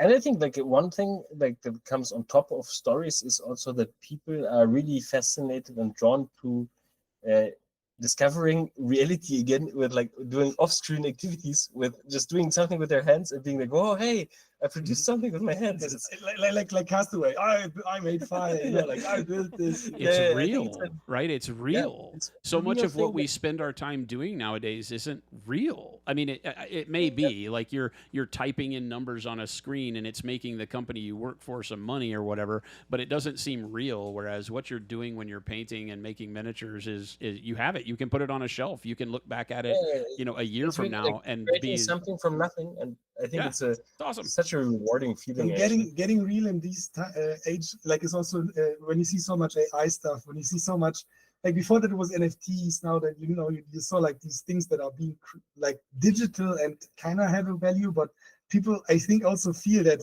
it's hard to put a value on even like shares or something like this. But when you look behind it, it's like there is like stuff that represents this, and I think that this getting real is something that's maybe also sort of defiance. People can work with this, and they maybe cannot control the economics, but they can control painting a miniature and just setting them down, and it's this little world. It's kind of whole, and it tells you can tell a story, and that's why I love miniatures. Yeah. Sir Blame in chat says, "Damn, you guys paint quick." Well, that's Ben, and that's not fair because Yes. Yeah, I was gonna ask, Ben isn't quite human. has that all been done today on this stream? Yeah. Oh, shit. yeah. we will It also- started we will black take primer. some better- We will take some better pictures of this because I think that the stream is still a little bit like Small. small. So we will also post pictures on our social media. Yeah, and on the afterwards, Discord as well. and in the Louise Discord. is back, and she says, "I'm no." Louise, did you literally go get tucked into bed, and now you're watching this stream from being tucked in bed? Well, it was the legs there. I'm right? very jealous. It's like 9:30. That's bedtime. That's not bedtime. That's bedtime. Yeah, Louise, for us, That's the time to For get us, it's- cozy and yeah. watch your favorite Louise, show. thank you so much for coming and hanging out. You were an absolute gem. Thank you. So she's like, maybe. Monument Phil, who is our director of sales here, says, "Hey, my job is typing numbers into a screen." Wait a minute, Phil. What I meant to say was, Xenobon says anytime can be bedtime. This is also true. This is also true. If you try hard enough, anytime is bedtime. Any But pizza, that's- any pizza is an individual pizza if you try hard enough That's as true. well. That's true. I mean, you can argue with logic. Exactly. Yeah. But Prove me wrong. Yeah. He I will think always be new guy Phil, Big Bobzilla. In fact, I'm getting our Christmas stockings ready, and Phil's is NGP for new guy Phil. Yep. no, not Yeah. Matt was asking earlier, like, do we ever buy pizza for the crew and stuff? And I was like, oh, where do we start? I didn't even remember Jen is doing the company stockings for Christmas right now, and everybody in the company gets a stocking, and That's amazing. so she's doing the Just don't stockings with fill the it up with only glitter paint, names don't- on it. Do I have one? Yes. Oh, I do. Okay. I think I'm always left out. Except for pineapple on flatbread. Pineapple does not make a pizza. We're not even going to get into that It does. here. the Italians seem to just have kind of not. They will never accept. I don't know how to tell. Like to kind of think about to tolerate that there might be some people out of in the world putting pineapple on pizza. But then I'm comes one. the Polish. Then comes the Polish version where they put like strawberries on pasta. Yeah, it's so No. crazy. Or in I think in Sweden or so, they what was it? Good. Bananas. They put bananas and curry on pizza. No. And I think No. bananas, Sorry. curry sauce, bananas, and chicken. I think it's the No. the weird- That's called, in America, we Damn it. call that a flatbread, and that's a hipster thing. Flatbread. That's the quickest way to ruin a pizza. I can't say ruin because I'm not going to make fun of you if you enjoy the taste of what you've just mentioned, Yes. but I will not allow you to call it a pizza. You can't get away with that. You have to call it something else. You It's can't called a just Hawaiian ruin. pizza. It's You on the can't menu at ruin the most beauty of pizza places. by placing That's the banana and sweets. curry on it. That's the sweets, and we all know they went too far. Yeah, they went too far. Exactly. Now just apples do go into curry. Yep. It's just there's just this wrong. It's, yeah, that's the, Ugg says obviously mangoes go better on pizza. Wait. I said we weren't going to do this. Pineapple on pizza doesn't sound so bad now, huh? Also true, by the way. It You gets are better nearly every convincing me, so we're gonna not have this conversation because I am gonna become the bad guy here pretty soon. Oh, there is a pineapple on pizza emote. This Oh is my wrong. gosh. Whose is that? Is that Zambi's? That seems like a thing she would do. Is it? I don't know. You Who's got to it? do it on the other. Oh, I got to do it over here, don't Yeah. I? Pizza time. I don't know what that means. Oh, it's not anyone's then. It's just a Twitch emote. So Twitch supports pineapple on pizza. Oh, it's not right. Mango pizza sounds pretty good. I get the whole sweet and savory thing. I But- also like that. Yeah, but that's something that's different. Like that's like cooking. It's a topic by itself. Yeah, oh, we also yeah. talk like hours, but mixing like ingredients and also processes to you can try a lot of stuff out, but at some point you might just go too wrong, too Too far. too You've gone too It's far. wrong. Bananas. But see, You've crossed the have you ever line. have you ever had a ham though that has had pineapple on it? Yes. Yeah, Same and thing. we also It's the had same like thing good. because the pineapple It's goes. It's Vegas, not we the also same had, thing like, because that caramelized pineapple didn't have pizza sauce and mozzarella. That just adds to the. Oh my delicious God, I taste. live with this person. There's like some stuff like with the pineapple, for example, with the that breaks the enzymes and it can make a really crappy meat make really good. Yeah. I think this is like also a little bit like tenderizing. hacks, tenderizing here, but it's like a hack and like Yeah. a trick. Yeah, maybe. But it's good to know, Yeah. about It's like cooking things with citrus. Yeah. Yeah. Well, the good thing is Yeah. that we have pizza places here that will make you an individual small pizza, and Jen can get whatever the hell she wants on hers, and Yeah. I can get a real pizza. Hey, Wow. Oh, chocolate all right, covered guys. pork. Zazin, you're fired. I saw somebody say bacon on ice cream. Zazin, I you're would try fired. that. Okay, bacon on ice cream's a tough call because I might like that. I would try that. I would try bacon bits in ice cream. See? We will test that when we come to the States the next time. Yes. Yes. Big Bob Zilla Speaking of says, and being from Germany, pommes frites with mayo and vinegar. So that's the way that it's done in a lot of places. No, we in don't do Europe. vinegar. We We're don't- not the no, no, vinegar that's persons. Just the mayo? that's misinformation. We don't do the vinegar. We do pommes with rice, which is like pommes with ketchup Fries and with mayo and mayonnaise. ketchup. Yeah. Yes, with rice, Mayonnaise with and mayonnaise. ketchup. Ketchup and mayo. Okay. Yeah. Okay. Right. The vinegar is That's a British. that's the British. Yeah. That's the British, and we all know. Ugh. We all know about. Yeah, fish and chips with like a vinegar to dip it all in. Blech. Now I get think it. like everything mint put in a savory dish for me, it's like an immediate no. Ah. Like they do mint sauce for but yeah, maybe. Oh yeah, yeah. It's- Lamb and mint. Yeah, we used to growing up. We had lamb chops with mint jelly. Oh my god. That's a It's a southern trouble. thing here. You'd have black It's a eyed trouble. peas, lamb chop, mint jelly, and black eyed peas. So, Yeah, but I think this is also something that typically originates from the UK. It's Yeah. like the whole. feels like It's it. like they have it in India as well. It's like you have the minty sauce Yep. that goes with the lamb. I always make the joke that the UK food would have no flavor had they not occupied India for so long. Yeah, This is probably true.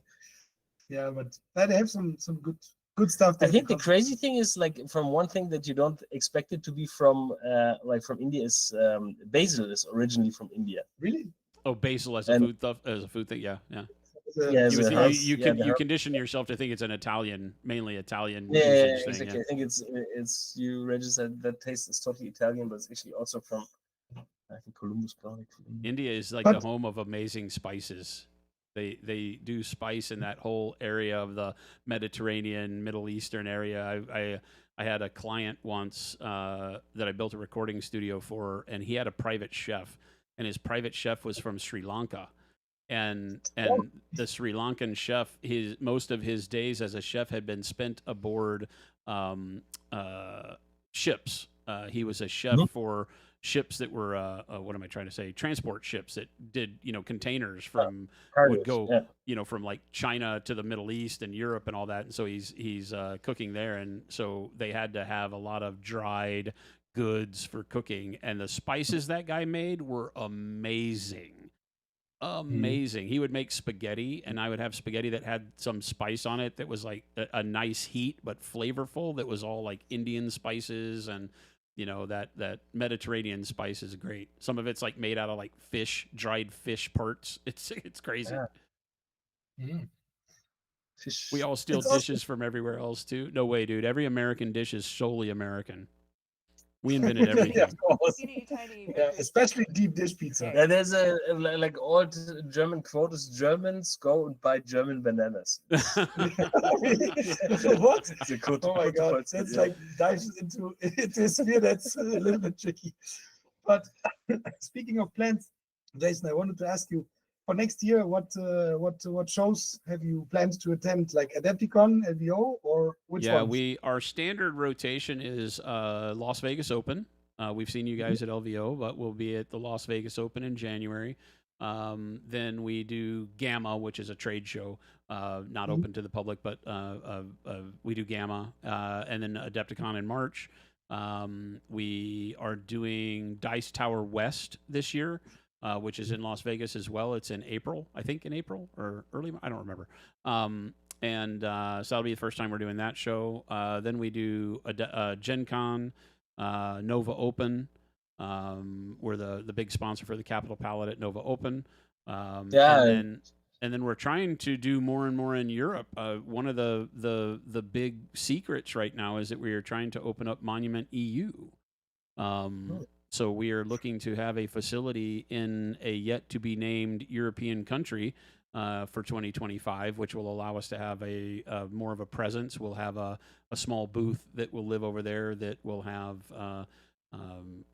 attendance, and that we can come over and kind of have our own spot on the show floor for various shows in Europe. But that'll probably take us a little while to get ramped up. But yeah, we plan to be at more places over there in 2025, 2026 for sure.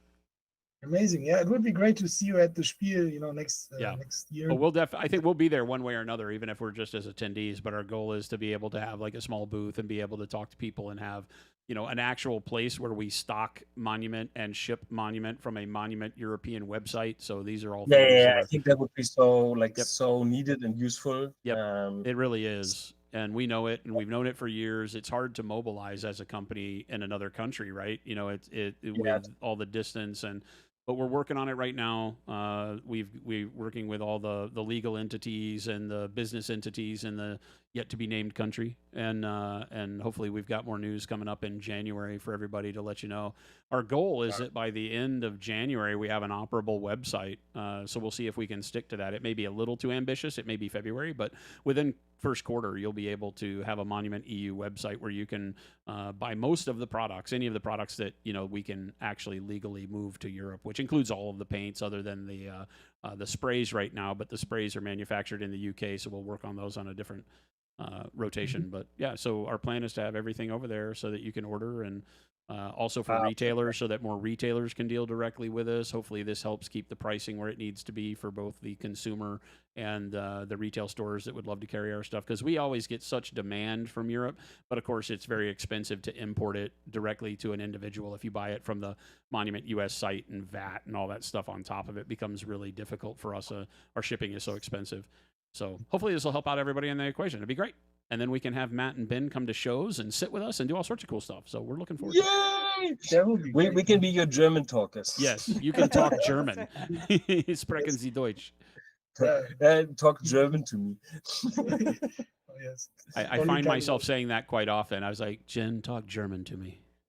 Yeah, it's like it is the language of love. At least in some sections of the internet. Geil. Cool und geil. Yeah. All right. Amazing. Are there some more more or less not really final, but final questions for us? In the chat, is there something that people still? Yeah, we're gonna start wrapping up, chats. If you have any last things you want to ask Ben and or Matt, let's throw them in and we'll get to them. If I missed a question along the way, please put it back up now. And again, thank you so much, chat, for hanging out with us on a Saturday. We've had an absolute blast. This has been a ton of fun. If you weren't here earlier, this one would be one worth going back and watching again. We had Vince and Louise and Ninjan in here at various times. We've had a great time asking questions and getting some really funny feedback. Louise is such a character. She's great. John, always great to have. And Vince is Vince. He was talking about his bald spot a lot, so there you go. It's you got to go back and catch that. Iterator says, since Ninjan wouldn't answer my question, I had to order both his and Vince's. Oh, shoot. And you're keeping. You didn't sell. He did answer you. He said sell your Ben and Matt sets so that you could buy all three, which I'm glad to see you did not do. You kept your Ben and Matt sets, which was the right choice. Thanks for that. Much appreciated. Mashik was invited. Unfortunately, Mashik is a new father. Mashik is they have a new child, and so Mashik is busy making sure that he doesn't blow his back out by having to carry the kid around all the time. So we knew that one was going to be a tough one. That's always funny also when people go by their nickname so much that people are, who's Mashik, Who's Mashik? Flame on. Flame on miniatures. Yeah. Yes. I think he had been watching, but yeah, that's the thing. Maybe next time. Hopefully. Zazan says, how does Ben choose his color palette? Do you choose it before painting or while you paint? Good question. I think like before I used to like film all the stuff as tutorial videos.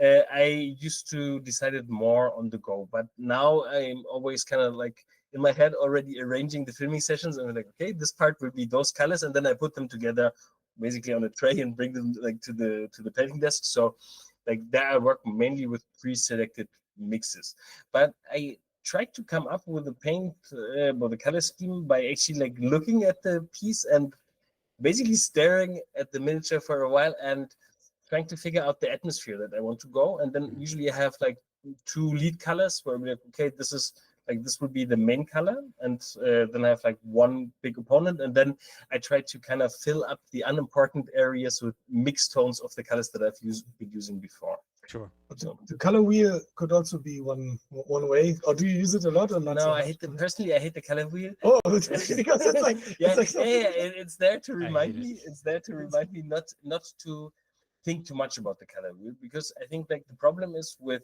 if you are not from an artistic background, you think the color wheel will save you and automatically create cool color combinations. But this is quite the opposite is the truth. I think in reality, we always have kind of the light.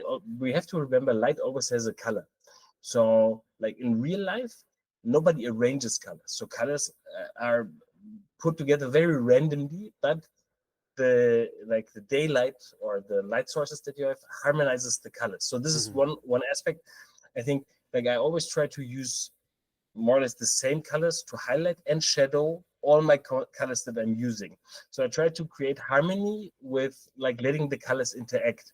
And this gives me a lot of freedom of actually also combining colors that might not look good very well together, but because I let them interact and I let like reuse, for example, one color that I use as a main color on one material, I reuse that as a shadow color in another material, and that just helps to create like harmony overall. And so I think like before, like, oh, I try to do a complementary contrast or split complementary or so, that doesn't really get you any further. I think it's actually better to just let the colors interact and play with each other. So that's awesome. Yeah, one of the things we talk about a lot is the HSV color wheel, which shows hue, saturation, and value. So that the color wheel that's presented to everybody as a teaching aid is that bright, vibrant color wheel where you can see that certain colors probably don't look well with others, when in reality, when you put everything underneath a light, they desaturated and they all start moving towards a harmonized color, and every color works with every other color if you start to use it in that light,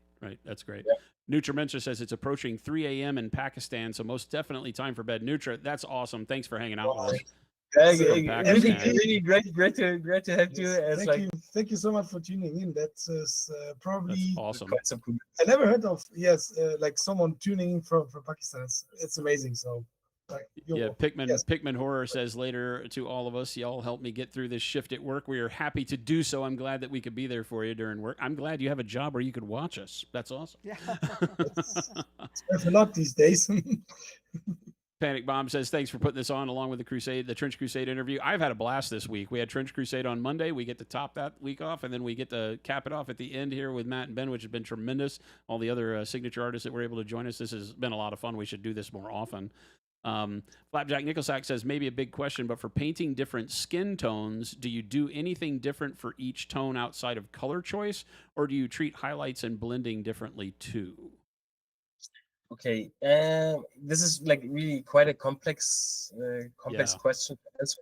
But I think to keep it short is, the darker a skin tone gets, the less relevant are like color nuances, like the typical color nuances that we put into like the color tone variations that we use, like for very bright skin, we see the red, the yellow color zone, blue color zone. So we have different color variations. And the darker a skin tone gets, the more actually reflection of environment colors. You can see that if you have like a super dark black skin, you can even see the blue of the sky being reflected in the highlight. So I think it's important, like if you go very dark with the skin tone, to incorporate more environment reflections. instead of like own color changes and nuances within the tone. Like this Yeah. light bluish highlight, for Yeah, example. you that can like probably really use. like for Or like a very dark skin, you can really go for like a sky blue as a highlight color, and it creates a fantastic contrast, and it looks very natural. And it's interesting to observe actually also, like I love to do that in different TV shows, to watch how the different actors with different skin tone variations look under the same light condition, because at the moment they're in this scene together. You can see like how different tones are reflected and how much different nuances you see. So this is I think what I pay attention to. Hollywood lighting is crazy because when you look at the actors and actresses and how they apply makeup to shoot people in the same lighting, they have to use different colors of makeup on certain people because of their skin tone to make it look like they're in the same environment they're trying to create visually, as opposed to just the light they're using. Because in that same light, different skin will look like it's almost in a different room if you're trying to create a nuanced tone. So it's very interesting how skin reacts differently. It's a great way to approach it because it is different than just picking a darker version of flesh and painting it the same way you would a lighter version of flesh. You know, lighter skin tones desaturate color that would normally be seen in the reflection, and the darker skins don't. That's a great way to look at it. Mally, thank you so much for hanging out with us. Mally Anderson taking off as well. It's late. Belated all the best for your birthday, Mally. Yes. Birthday, Mally. Avian says, I think I should thank Ben for teaching the loaded brush and going over wet blending at Adepticon. It helped immensely. Awesome. Thanks, man. Awesome. I said, Cannibalistic calls me out for saying, unfortunately, Mashik is a new father. Well, that was only the unfortunately that it keeps him from joining us. I don't think I meant to say that he was unfortunately a father now. I know you didn't mean to say it that way. That might have been my inner voice is speaking incorrectly. The Freudian slip. Ugg says, when are we getting the secret signature set that splits the number gap from Nova Orange to Matt and Ben's sets, or to a Adepticon set? That isn't planned yet, actually. There's a lot of things going on. Can we do this type of stream more often? I would love to. This has been an absolute blast. So yeah, we enjoyed that also tremendously. It was amazing. Also, that all the people tuned in. Yes, we also didn't see like how many, because we are basically in a call right now where we cannot see the outcome. So we also excited ourselves to see how many people. We've had a tremendous amount of people through the stream today, so it's been exciting to watch everybody's feedback. Sorry, I probably was not the best host at getting everybody's questions. Zazan asked, did Ben study with Kirill at all? Nah, well, studying is a little bit too much. I really love his work. I went to like 1 2-hour Adepticon class oil painting. That he gave, right? That he gave, like he taught the class. I watched the class. I painted my first chibi and painted the second time in my life with oil colors. It was a cool class. I love his work, so I study it. I think Kirill is for me so fantastic because the longer you look at it, the more it makes sense. And for me, this makes a fantastic model. Is it gets better the more time you spend with it. And like I think this is like. Hopefully, maybe you can see some of the inspiration also there popping back. I know him now for many years. We spent like a few trips together, and I really like. For me, he's one of the gods of our world. Oh yeah, like 100%. I love the guy and his creations. Yeah, 100%. Yeah, I also miss his humor. You know, he has a very, very dry, very peculiar humor, and peculiar. No, it's. Yes. I really love hanging out with Kirill whenever we meet up. Like these days, it's not so easy for obvious reasons, but yeah, I kind of miss like hanging out with guys like him. One of the most patient people that I know. Also, his English back in the day was terrible, and he sat down and learned more and more, and until the point where he could really speak quite well. And I think this is also amazing. You know how he wanted to learn it, not necessarily for himself to learn. I had to teach, but to share his knowledge. You know, because he was like, and he has actually a book also out. And I think after I saw this book, it was like, okay, like we're done here. I don't need to do a book because everything is in there. Like if anyone needs to have a book on miniature painting, just get Kirill's if you can get it, because it's like very hard to get. Very difficult. But they have it reprinted. They have it reprinted. Okay. And one last question: Brutal Burrito asked Ben, "What was the name of the book you mentioned earlier about the geometry with painting?" Oh when no, we were that's talking about the I mentioned non-metallic. that It's an was actually illustration book, Matt. actually. That's Matt. People also do that quite often. They say Ben or they say Matt, but it's all right. So it was Peter Han. He's a artist based out from California actually, and he the thing is called the Geometric Bible, I think. Yeah, Geometric Bible, I believe, is what it is. Yeah. Yes, Peter Han. So Yeah. amazing guy. I love him so much, and like the paintings, like he draws out of his mind using his technique with shapes basically, and it's It'll absolutely help incredible. since it's more of an illustration guide. It will help you to understand the deconstruction of forms to their Yes. principal shapes. Then it'll Yes, be it up to will. you to understand how light performs on those shapes, which is the easier part of that to get information from. I think the hardest part for most people who don't come from an artistic background is the art of deconstruction, meaning that you can take the horse and backtrack the horse into spheres and triangles and everything else in your mind, because we're presented with completed shapes. We're presented with a blank canvas where you have to draw the horse, but the illustration will show you in reverse. So read the book backwards. Basically start at the back of the book and read it to the front. You'll be fine. No, and then also about textures, because he also shows how he, for example, simulates textures with just like in 2D, and it's very similar. Like this cross hatching, or he makes like rather like strokes, and it's all in there. Like the book is not only the book, but he's an amazing teacher also. Like he has a lot of stuff for free on YouTube. I really like seeing also, like taking this as an inspiration for how can I adapt this to miniature painting will make a difference. Like, it's the same thing, but different. I think also like with some of these knowledges, also like deconstructing things or so, it might not seem logic in the first place when you meet that idea or the approach and the technique, and you think like, I don't feel it.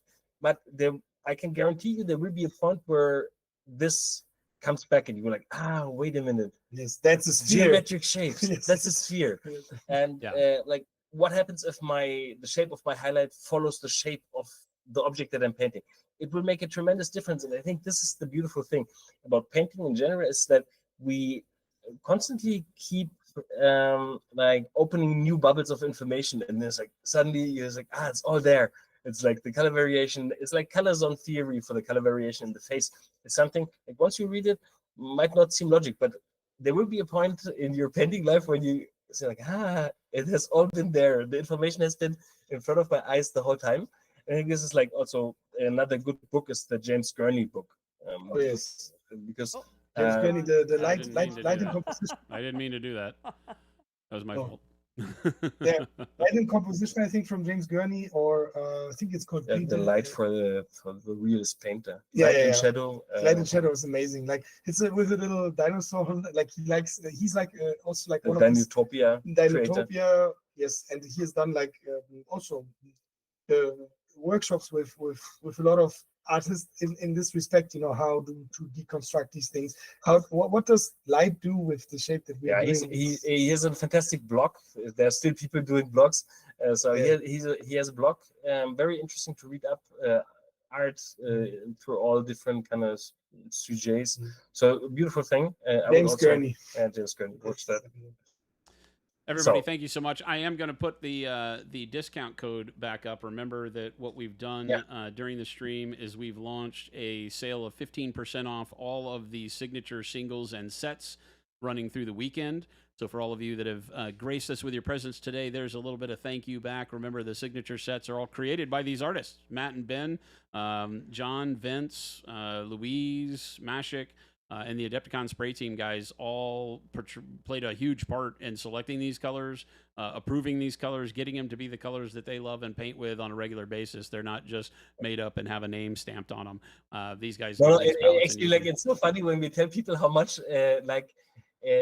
investment into fine tuning these paints. Most people really think you're insane, but it like really thank you for having us on the show. Thank you even more for the paint set and the opportunity to do that. We're like we're really happy about it's been a blast. It's been a blast working with you guys. I love it. I appreciate you giving us a little piece of your art into what we do here. Has been great. So much appreciated.